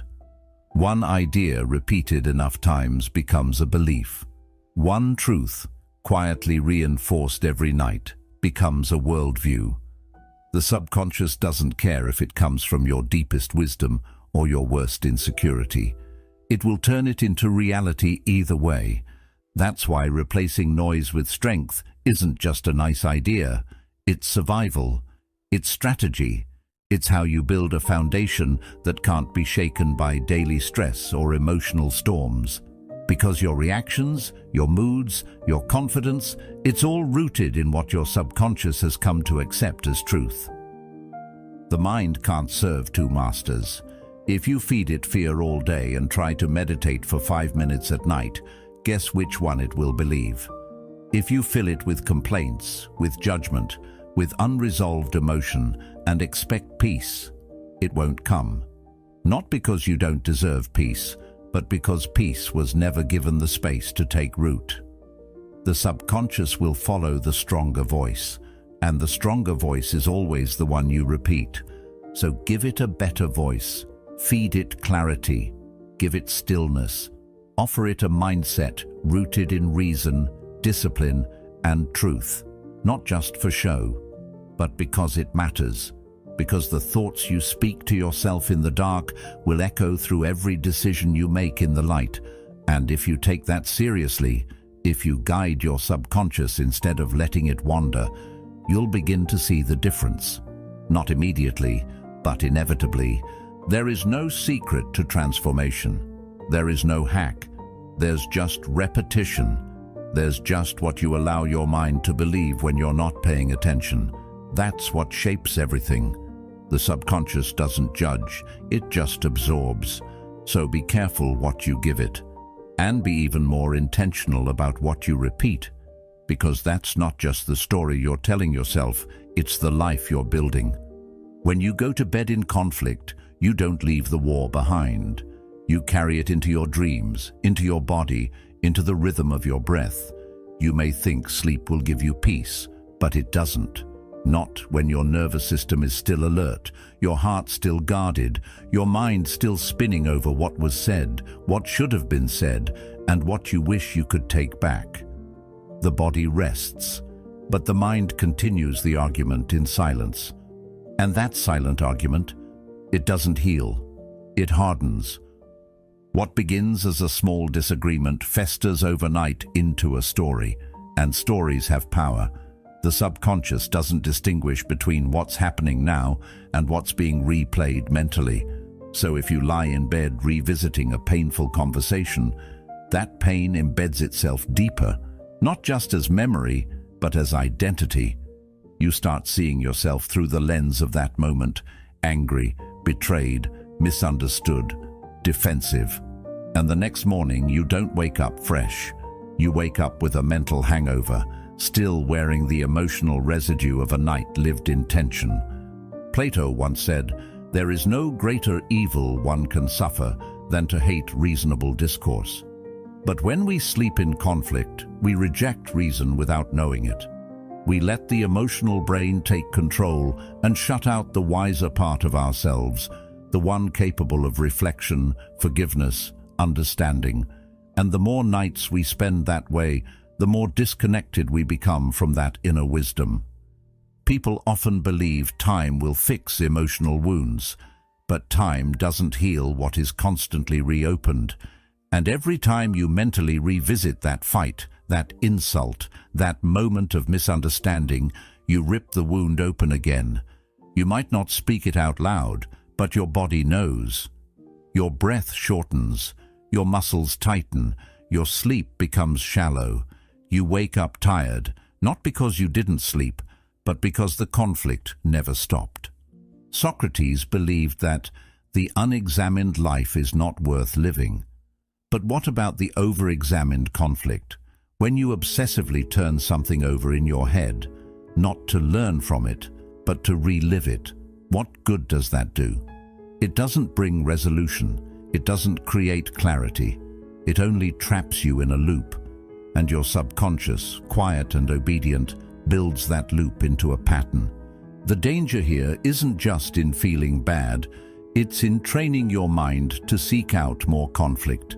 You begin to expect tension, you start seeing it where it isn't, you enter conversations already defensive, interpreting neutral actions as attacks. That's how conflict becomes not just something you experience, but something you carry with you, into your relationships, into your work, into your view of yourself. Now here's the truth. Resolution isn't always possible before bed. Sometimes the other person won't pick up the phone. Sometimes the situation is too fresh, too painful. But even if peace with them isn't available, peace with yourself is. That's the choice we often forget. You can't always end the argument, but you can end the grip it has on you. That doesn't mean pretending nothing happened. It means reminding yourself that the conflict is not your identity, that anger doesn't have to follow you to sleep, that your mind doesn't need to rehearse pain just because it's available. Carl Jung once said, "What you resist not only persists, but will grow in size." And going to bed in conflict is a form of resistance. It's trying to outrun the discomfort instead of accepting it, processing it, and releasing what you can. A wise mind doesn't need everything solved right away. It just needs space. And that space begins the moment you choose to put the story down, even if temporarily, even if just for tonight. Because every night is a chance to reset the emotional tone of your life. And if you consistently go to bed in conflict, then conflict becomes the emotional default of your days. That's the real danger, when inner tension becomes so normal that peace feels unfamiliar. You wake up ready to defend, not to connect. You live in anticipation of offense. You rehearse old arguments in your head and miss the present moment entirely. And worst of all, you forget what it feels like to rest deeply, not just physically, but emotionally. The Stoics believed that our peace depends not on external events, but on our response to them. Epictetus taught, "It's not what happens to you, but how you react to it that matters." That lesson is never more important than at night. Because how you go to sleep isn't just a reaction to your day, it's a rehearsal for tomorrow. It programs the emotional baseline your subconscious will follow. So if you want more clarity, more energy, more strength, the starting point isn't in the morning, it's at night. It's in that quiet decision to let go, just enough so that you can rest, to breathe a little deeper, to choose silence over the last word, to remind yourself that your peace is worth more than winning an argument that no one is still having except you. You're not weak for choosing peace. You're not naive for stepping away from conflict. You're wise. You're training your mind to value what truly matters. Because the more nights you spend in stillness, the more days you'll wake up grounded. And that's not just emotional healing, that's psychological strength. That's the kind of transformation that doesn't announce itself, but it changes everything. When the world goes quiet and you're left alone with your thoughts, that's when real reflection begins. But for many people, that silence is quickly polluted by guilt. Not growth, not insight, just shame disguised as thinking. We mistake overanalysis for wisdom and self-judgment for responsibility. But the truth is, guilt isn't clarity. It's noise. And until we learn to reflect without guilt, our self-review will always be colored by pain rather than understanding. There's a difference between holding yourself accountable and punishing yourself. One leads to growth, the other leads to paralysis. Yet so many of us confuse the two. We lie awake at night replaying things we said, decisions we made, moments we wish we could change. We call it reflection. But really it's rumination. We're not learning, we're looping, and that loop keeps us stuck in the very identity we're trying to outgrow. Carl Jung once said, "Until you make the unconscious conscious, it will direct your life, and you will call it fate." Guilt operates in the unconscious. It shapes the lens through which we examine ourselves. It whispers, "You're not good enough," even when we're doing our best. And if we let that voice go unchecked, our self-reflection turns into self-attack. We become afraid to look honestly at ourselves. Because we know what's waiting there isn't clarity, it's condemnation. But real reflection isn't about proving you're bad. It's about understanding where you were unconscious and deciding what you want to do with that awareness. It's not about tearing yourself down. It's about tuning into what you were blind to before. It's about catching your patterns with compassion, not a whip. Because change doesn't come from shame. It comes from truth paired with grace. When you sit in quiet review of your day, the question isn't, "What did I mess up?" The question is, "Where was I unaware? Where was I reactive? Where did I ignore my values?" That shift changes everything. It opens the door to responsibility without self-abuse, and it lets you move forward with power instead of dragging the past like a chain. Socrates said, "An unexamined life is not worth living," but he didn't say, "Shame yourself into becoming better." Self-inquiry was his path to wisdom, but it was also his path to freedom. To see clearly, we have to stop moralizing our mistakes, stop attaching our worth to every error. You made a choice with the awareness you had. Now you have more. That's growth. That's evolution. So why is guilt so addictive? Because it feels like action. It feels like penance. But it's hollow. It doesn't move energy. It just recycles it. It traps you in a version of yourself that you've already outgrown. And that trap is reinforced every night you go to bed, mentally punishing yourself for being human. The Stoics understood this deeply.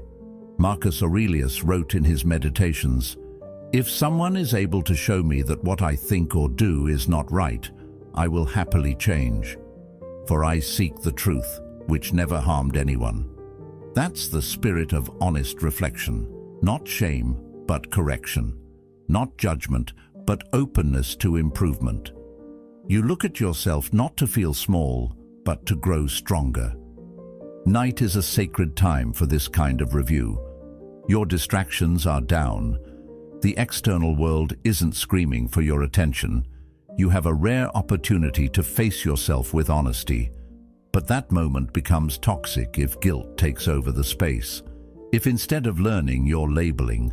If instead of evolving, you're hiding behind blame. So how do you shift? Start by talking to yourself like someone you want to see win. Use language that opens you instead of closing you. Instead of, "I was such an idiot," say, "I see where I lost awareness." Instead of, "Why do I always do this?" ask, "What triggered that response today?" That shift in tone rewires the entire review process. It allows you to examine your day without shrinking from it. Aristotle believed that excellence is not an act, but a habit. But habits aren't built in guilt, they're built in awareness. And awareness is something you can grow every night if you let go of the belief that you have to be perfect to be worthy. You don't. You just have to be honest. And honesty thrives in a space that's safe, not self-critical. Let your nightly reflection become a ritual of strength.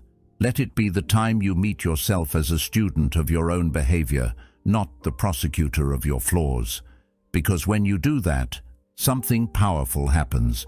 Your past stops defining you, your mistakes stop haunting you, and your mind becomes a place you trust again.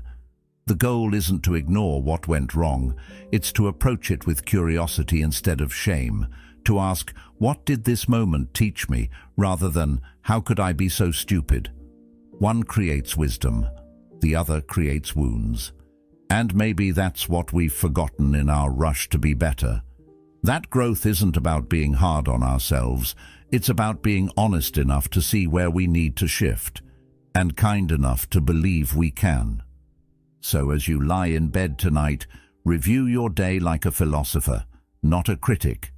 See your missteps as signals, not as signs of failure.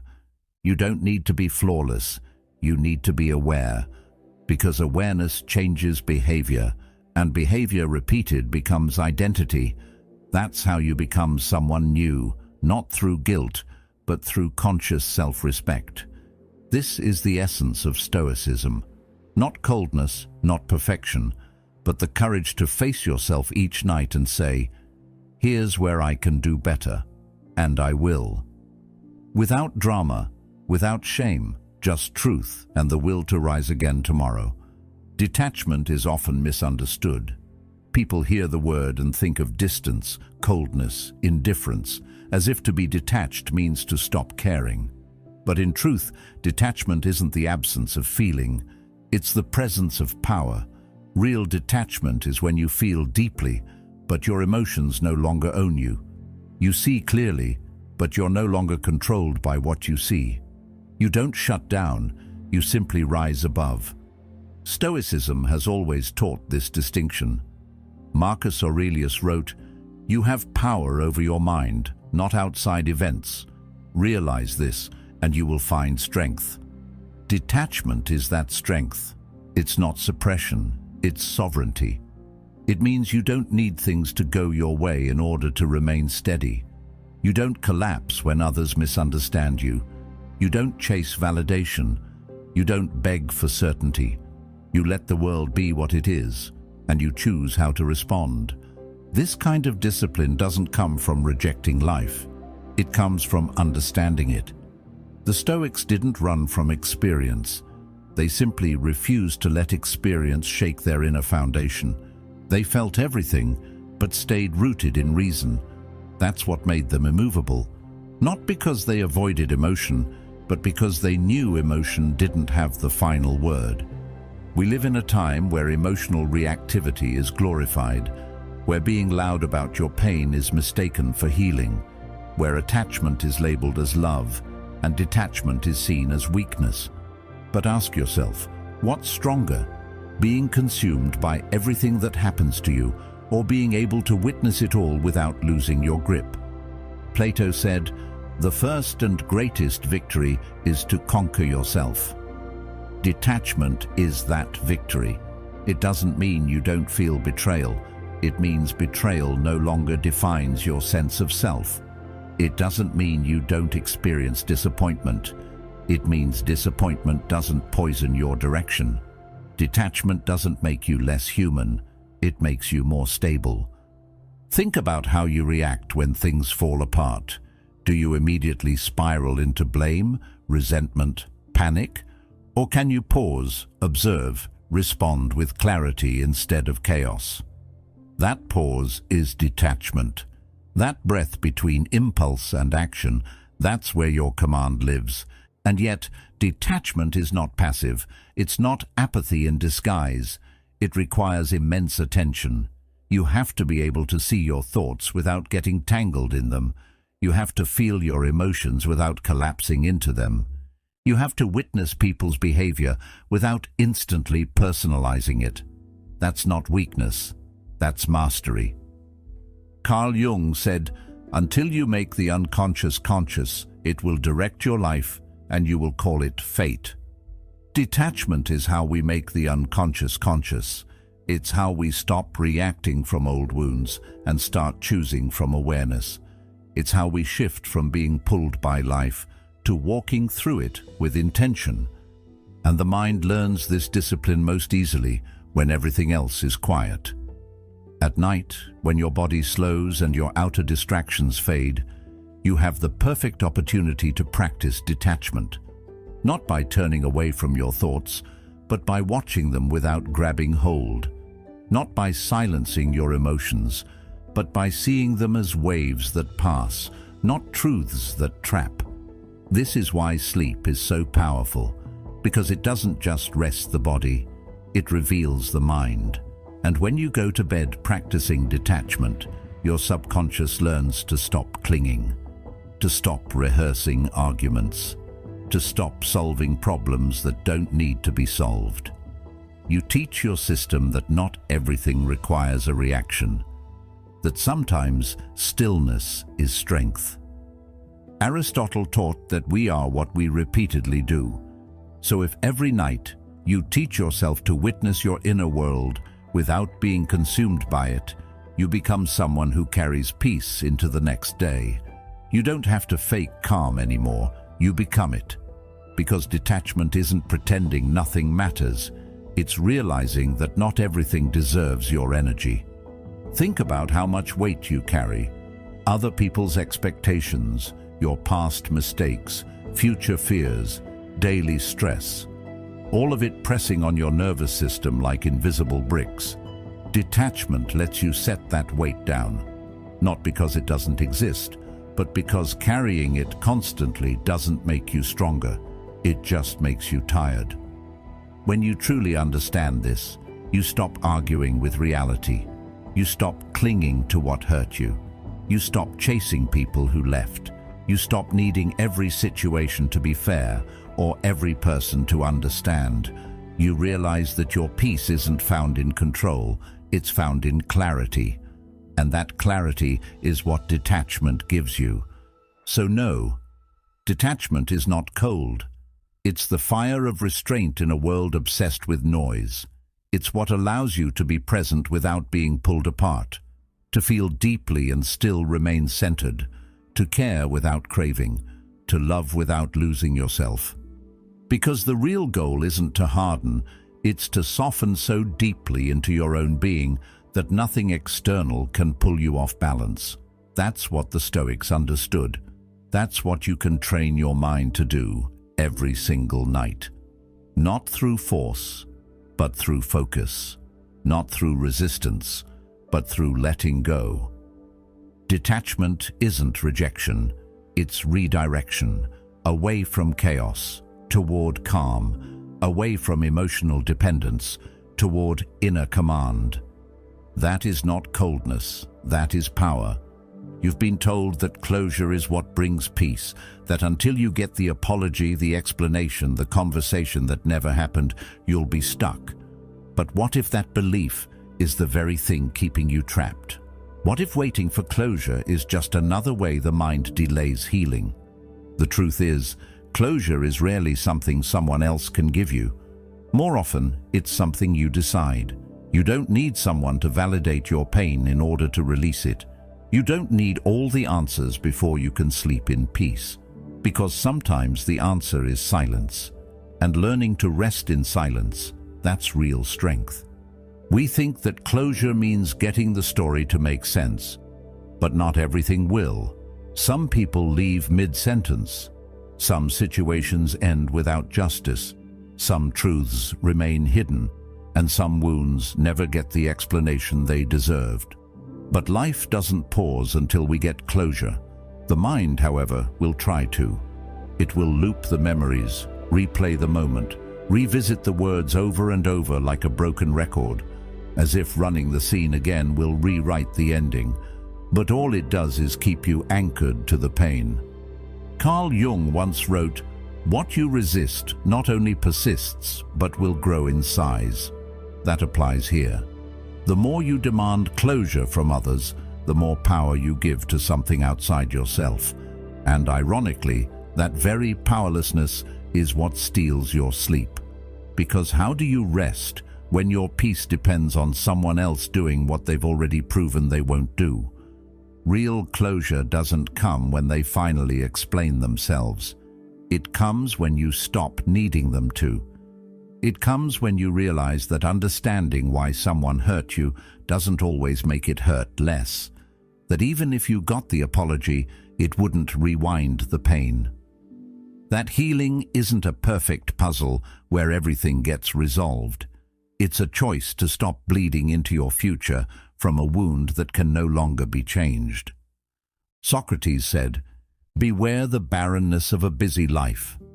That includes a mentally busy life, one where your mind never rests because it's chasing something it doesn't need. Closure becomes a phantom. You reach for it, but it's never quite there. And yet, if you pause, if you stop running the mental scripts, you'll realize something powerful. You already have everything you need to put it down. When you're lying awake, thinking about what they should have said or what you should have done differently, ask yourself, what do I really want from this thought? Most of the time it's reassurance. Reassurance that you were enough, that you were right, that what happened to you wasn't fair. But you don't need a replay to know your worth. And you don't need fairness to choose rest. Rest doesn't come from fixing the past. It comes from no longer needing to. It comes from seeing your pain and not trying to edit it. From facing the gap and not needing to fill it. From accepting that you may never fully understand why. But that understanding was never the requirement for moving forward. Aristotle believed that excellence is a habit, not a single act. And one of the greatest habits you can build is the habit of emotional closure, internally. That means making peace with unfinished stories, with unanswered questions, with people who don't know how to love you right. It means saying to yourself, I see it, I accept it, and I won't carry it any further. You can train your mind to do this every night. You can give yourself closure by ending the mental argument, by breathing through the urge to rewind, by choosing stillness over resolution. Because often, it's the clinging that keeps the wound open, not the event itself. The Stoics never waited for closure, they waited for nothing. Epictetus taught, freedom is the only worthy goal in life. It is won by disregarding things that lie beyond our control. And closure, when demanded from others, lies squarely beyond your control. You don't need them to make it right. You only need to stop making it yours to fix. This doesn't mean you pretend it didn't happen, or that it didn't affect you.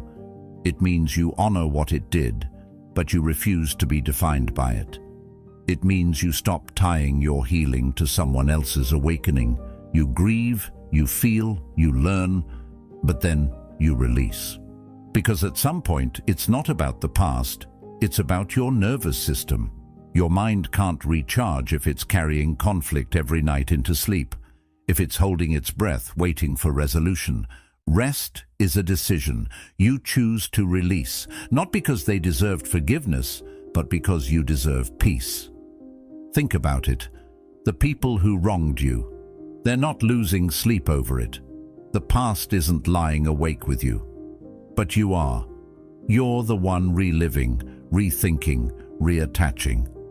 Closure is what you give yourself when you finally decide to stop needing the pain to make sense. When you stop asking, why did this happen? And start asking, what can I choose now? That's where your power is. Not in the answer, but in the choice. You can choose to put down the thought. You can choose to rest, not because everything is resolved, but because you're done letting the unresolved run your life. That's what the mind learns when you stop feeding it unfinished business before bed. That's when it learns that freedom isn't found in clarity, it's found in release. And when you do this regularly, night after night, something shifts. Your brain begins to heal because it finally has room to. Your emotions begin to calm because they're no longer being stirred by what-ifs. You don't just sleep, you renew. because you're no longer clinging to an ending that was never yours to write. Closure isn't found in the past, it's created in the present. It's not a gift, it's a boundary. It says, this ends here. Not because everything's perfect, but because I'm ready to be free. And that freedom, that's what lets you rest. We avoid it all day long. We distract ourselves with to-do lists. We numb it with screens. We hide from it in the illusion of control. But when the lights go out and the world quiets down, one truth still hums beneath the surface. You won't be here forever. And though most people fear that thought, the Stoics saw it differently. For them, it wasn't morbid. It was clarifying. It wasn't a threat. It was a mirror. Marcus Aurelius wrote, "You could leave life right now. Let that determine what you do, say, and think." That's not a suggestion to live in fear. It's an invitation to live in focus. Because when you carry the weight of mortality with you, not as panic, but as perspective, you begin to shed everything that doesn't matter. And when you allow that awareness to guide you into sleep, something powerful happens. The mind stops chasing noise and starts organizing truth. Mortality is the ultimate anchor. It strips away false urgency and reveals what's actually urgent: peace, purpose, presence. And oddly enough, it's at night, when we're most vulnerable, that this realization creeps in the loudest. That's why so many people feel uneasy before bed. It's not just overthinking, it's the quiet arrival of mortality reminding us, you're temporary. What are you doing with that? Now, most people fight this. They push it away with distractions, scrolling, talking, planning, worrying. But the Stoic mind does something else. It listens. It allows mortality to shape the evening, not sabotage it. And that shaping, it sharpens. Because when you truly understand that this might be your last night, and one day it will be, you begin to treat your inner world differently. You stop wasting energy on petty conflict.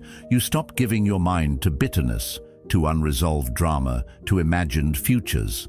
Mortality makes the mind minimal. It trims the excess.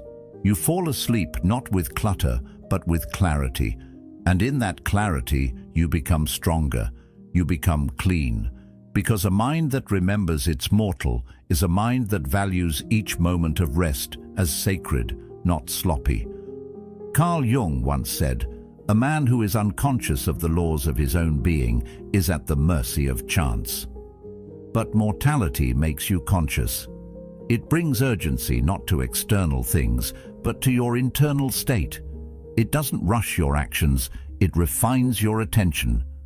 Suddenly, the things you were obsessing about feel lighter, not because they're solved, but because they're put in their place.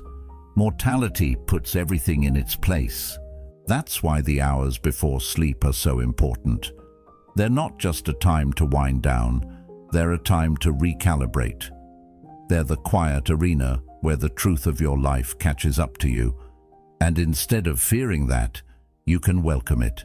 You can let that hum of impermanence silence the noise. Because what matters comes forward, and what doesn't fades. Plato believed that philosophy was a preparation for death, not in the sense of morbidity, but mastery.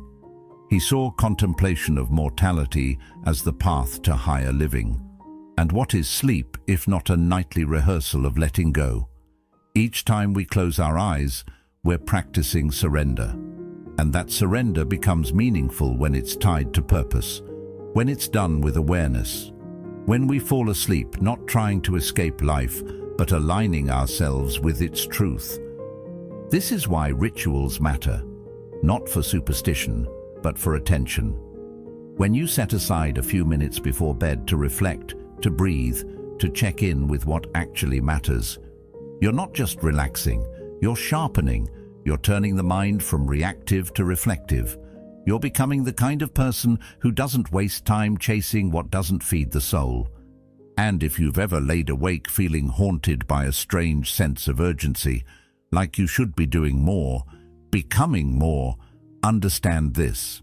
That's not anxiety. That's the part of you waking up to life. The discomfort isn't a problem. It's a pointer. It means your mind knows there's more, that you don't have forever.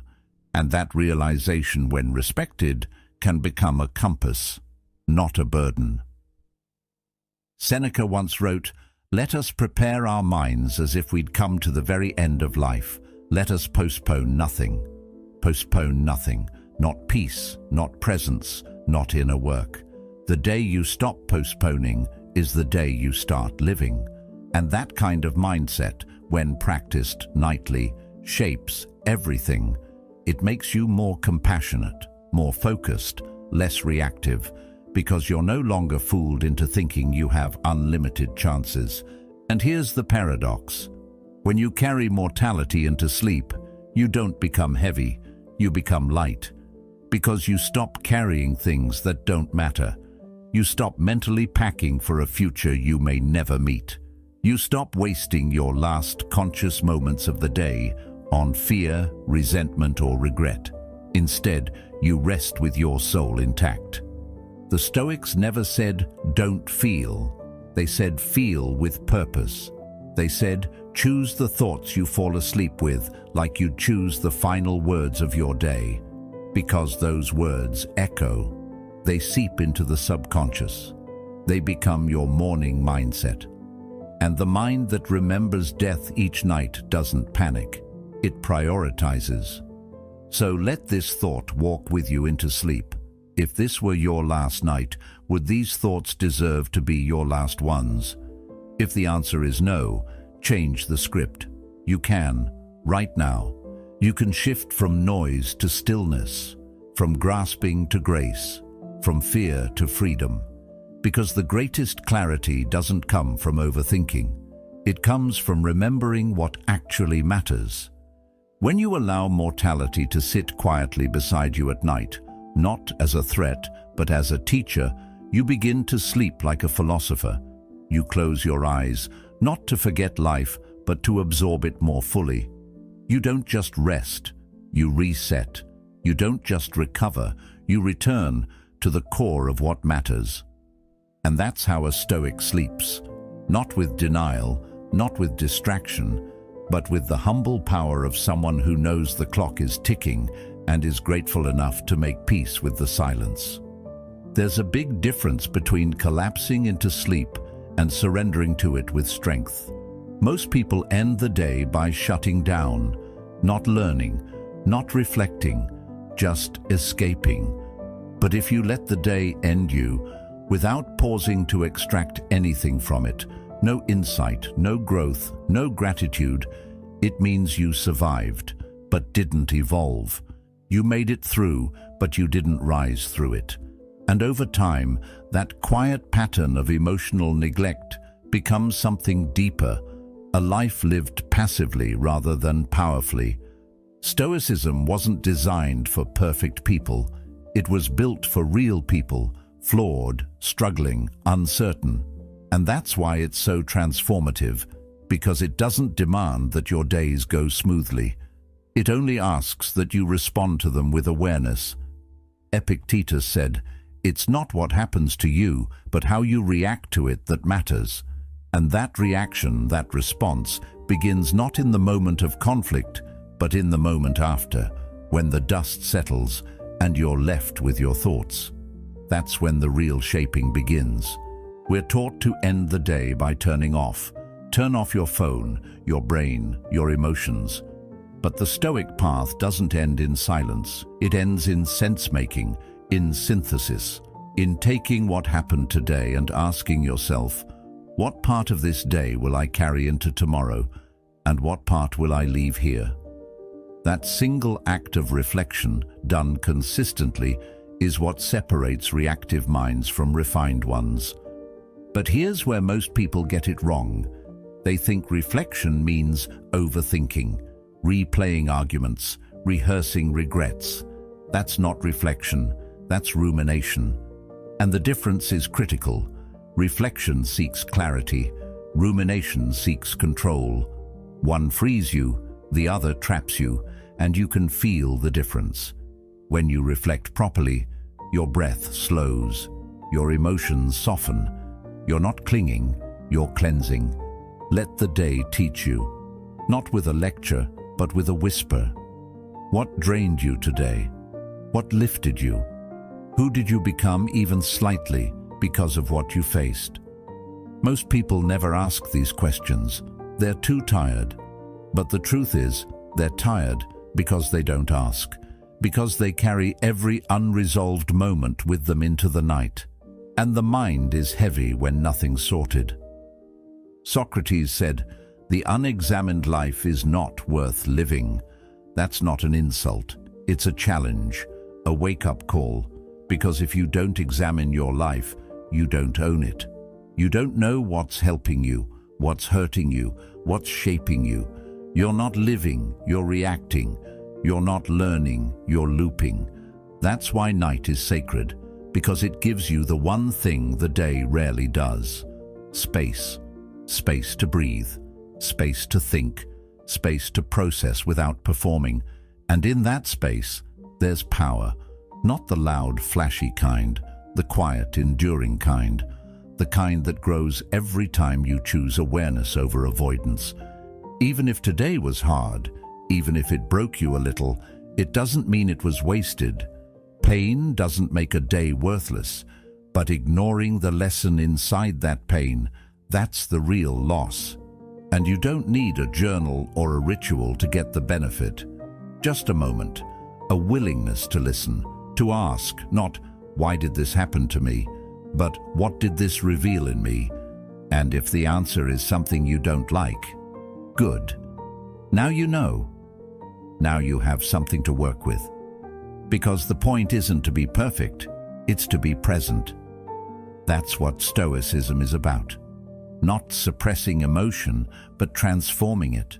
Not avoiding the hard parts of life, but extracting strength from them. And that work, real, quiet, internal work, starts when the noise of the world dies down. At the end of the day, you're left with yourself. And that moment, when you're brushing your teeth, lying in bed, staring into the dark, that's not just routine, it's reflection time. It's where your mind decides what story it will carry forward. And if you skip that moment, if you shut down instead of tuning in, you miss the whole point. Aristotle said, "We are what we repeatedly do." But what do you repeatedly think before bed? What story do you repeatedly tell yourself? Are you feeding your mind old guilt, petty frustrations, unresolved fears? Or are you teaching it to grow, to see patterns, to recognize emotional loops, to practice letting go? Let the day teach you, even if all it taught you is what not to repeat, even if all it showed you is that you're still healing, even if the only win you had was that you made it through. That's enough. Because growth doesn't always look like confidence. Sometimes it looks like honesty, like admitting you snapped when you didn't mean to, like noticing your envy, like catching yourself in self-pity and choosing not to stay there. That's growth. Quiet, stoic, lasting growth. So tonight, don't let the day end you. Don't collapse under its weight. Sit with it. Look it in the eye. Let it speak to you. You don't need to have all the answers. You just need to be willing to listen to what your life is trying to teach you. Because in that willingness, you become something rare. A person who doesn't just live through days, but learns from them. A person who walks through life, not with arrogance, but with awareness. And that, in the end, is the mark of true strength. Most people wake up reacting, not thinking, not choosing, just responding, like a machine programmed by yesterday's noise. The alarm goes off and their mind is already racing. What they forgot, what they're behind on, what someone said or didn't say. Their feet hit the floor, but their thoughts never got a chance to align. And that's why they feel drained before the day even begins. It's not the morning that's broken, it's the programming. But when you wake up with a trained mind, everything changes. You're no longer pulled by impulses, emotions, or other people's energy. You move with clarity, with intention, not perfectly, but consciously. That's a superpower in today's world. Not because it's flashy, but because it's rare. And like all rare things, it's powerful not because it's loud, but because it's consistent. The Stoics understood this better than anyone. Marcus Aurelius wrote, "When you arise in the morning, think of what a precious privilege it is to be alive, not to be busy, not to be validated, to be alive." That awareness alone is enough to change how you carry yourself, because when you're truly aware of life, of your breath, your mind, your choices, you stop throwing your mornings away on autopilot. And here's where the night plays its part. A trained mind in the morning is born from what you feed it at night. Sleep doesn't erase your thoughts. It incubates them. It takes whatever mental pattern you fall asleep with and strengthens it. That's not spirituality, it's neuroscience. The subconscious brain reviews the day, encodes memory, and reinforces thought loops during rest. So if you fall asleep with worry, resentment, distraction, that's what gets rehearsed. And you'll wake up heavy, even if your body got 8 hours. But if you train the mind to settle into sleep with clarity, calm, even a hint of purpose, your subconscious gets to work shaping a foundation you'll actually want to build on. You wake up with less noise, less emotional fog, more grip, more presence. And that's a different kind of energy, not the kind that burns hot and fast, the kind that carries you forward with steady control. Carl Jung said, "Until you make the unconscious conscious, it will direct your life and you will call it fate. But when you train the unconscious, when you influence it through repetition, intention, awareness, it no longer directs your life blindly. You lead it. And that's the beginning of mental freedom. There's no need for morning hacks if your mind is already grounded before sunrise. No need to jolt yourself awake with loud motivation if you've gone to sleep in alignment. A trained mind doesn't need to be forced. It flows. It's not about getting rid of hard thoughts. It's about deciding which ones deserve your attention. Because when you wake up with a trained mind, you're not just alert. You're aware. You notice your first emotion before it takes over. You hear the thought before it spirals. And in that tiny space between stimulus and response, you gain power. It's a calm kind of power. One that doesn't flinch under pressure, one that doesn't chase validation, one that doesn't fear being misunderstood. A power that comes from self-command, from knowing that your inner world sets the tone for everything else. The weather, the inbox, the news, they may still come. But your reactions? Those belong to you, because your mind was already trained before the world had a chance to pull you off track. This is what the modern world forgets. That discipline doesn't begin with action. It begins with thought. And not just daytime thoughts, nighttime ones too. The subtle affirmations, the quiet decisions to forgive, the unseen shift from anger to awareness, these shape your inner rhythm, and your rhythm shapes your life. So, yes, waking up with a trained mind is a superpower. Not because it makes life easy, but because it makes you unshakable. You don't need a perfect routine. You need a prepared mind. One that was shaped not by panic, but by peace. One that doesn't chase the world, but leads itself through it. And that kind of mind, one that is still, sharp, and self-led, becomes your greatest tool, your anchor, your edge. Because when the world moves fast, the one who's steady wins. When everyone is loud, the one who's centered is heard. And when everything feels chaotic, the one who's trained rises, not with force, but with clarity. That's not magic, that's not luck, that's mental preparation, and it's built in the quiet moments, especially the ones before sleep, so that when the morning comes, You don't just wake up, you rise, and you move, not with panic, but with power. The day doesn't decide who you are. You do. And it begins in the quiet, when no one's watching, when the world is still. That's where strength is built. That's where peace is planted, and that's where your real power begins. So tonight, give your mind something noble to rest on. Let it carry wisdom into your sleep, and you'll wake with a mind that's not only clear, but unconquered. If you found peace in this, you'll want to watch the next video waiting on your screen. It was made to go even deeper. Thank you for being here. Come back when you need to return to yourself. We'll be here.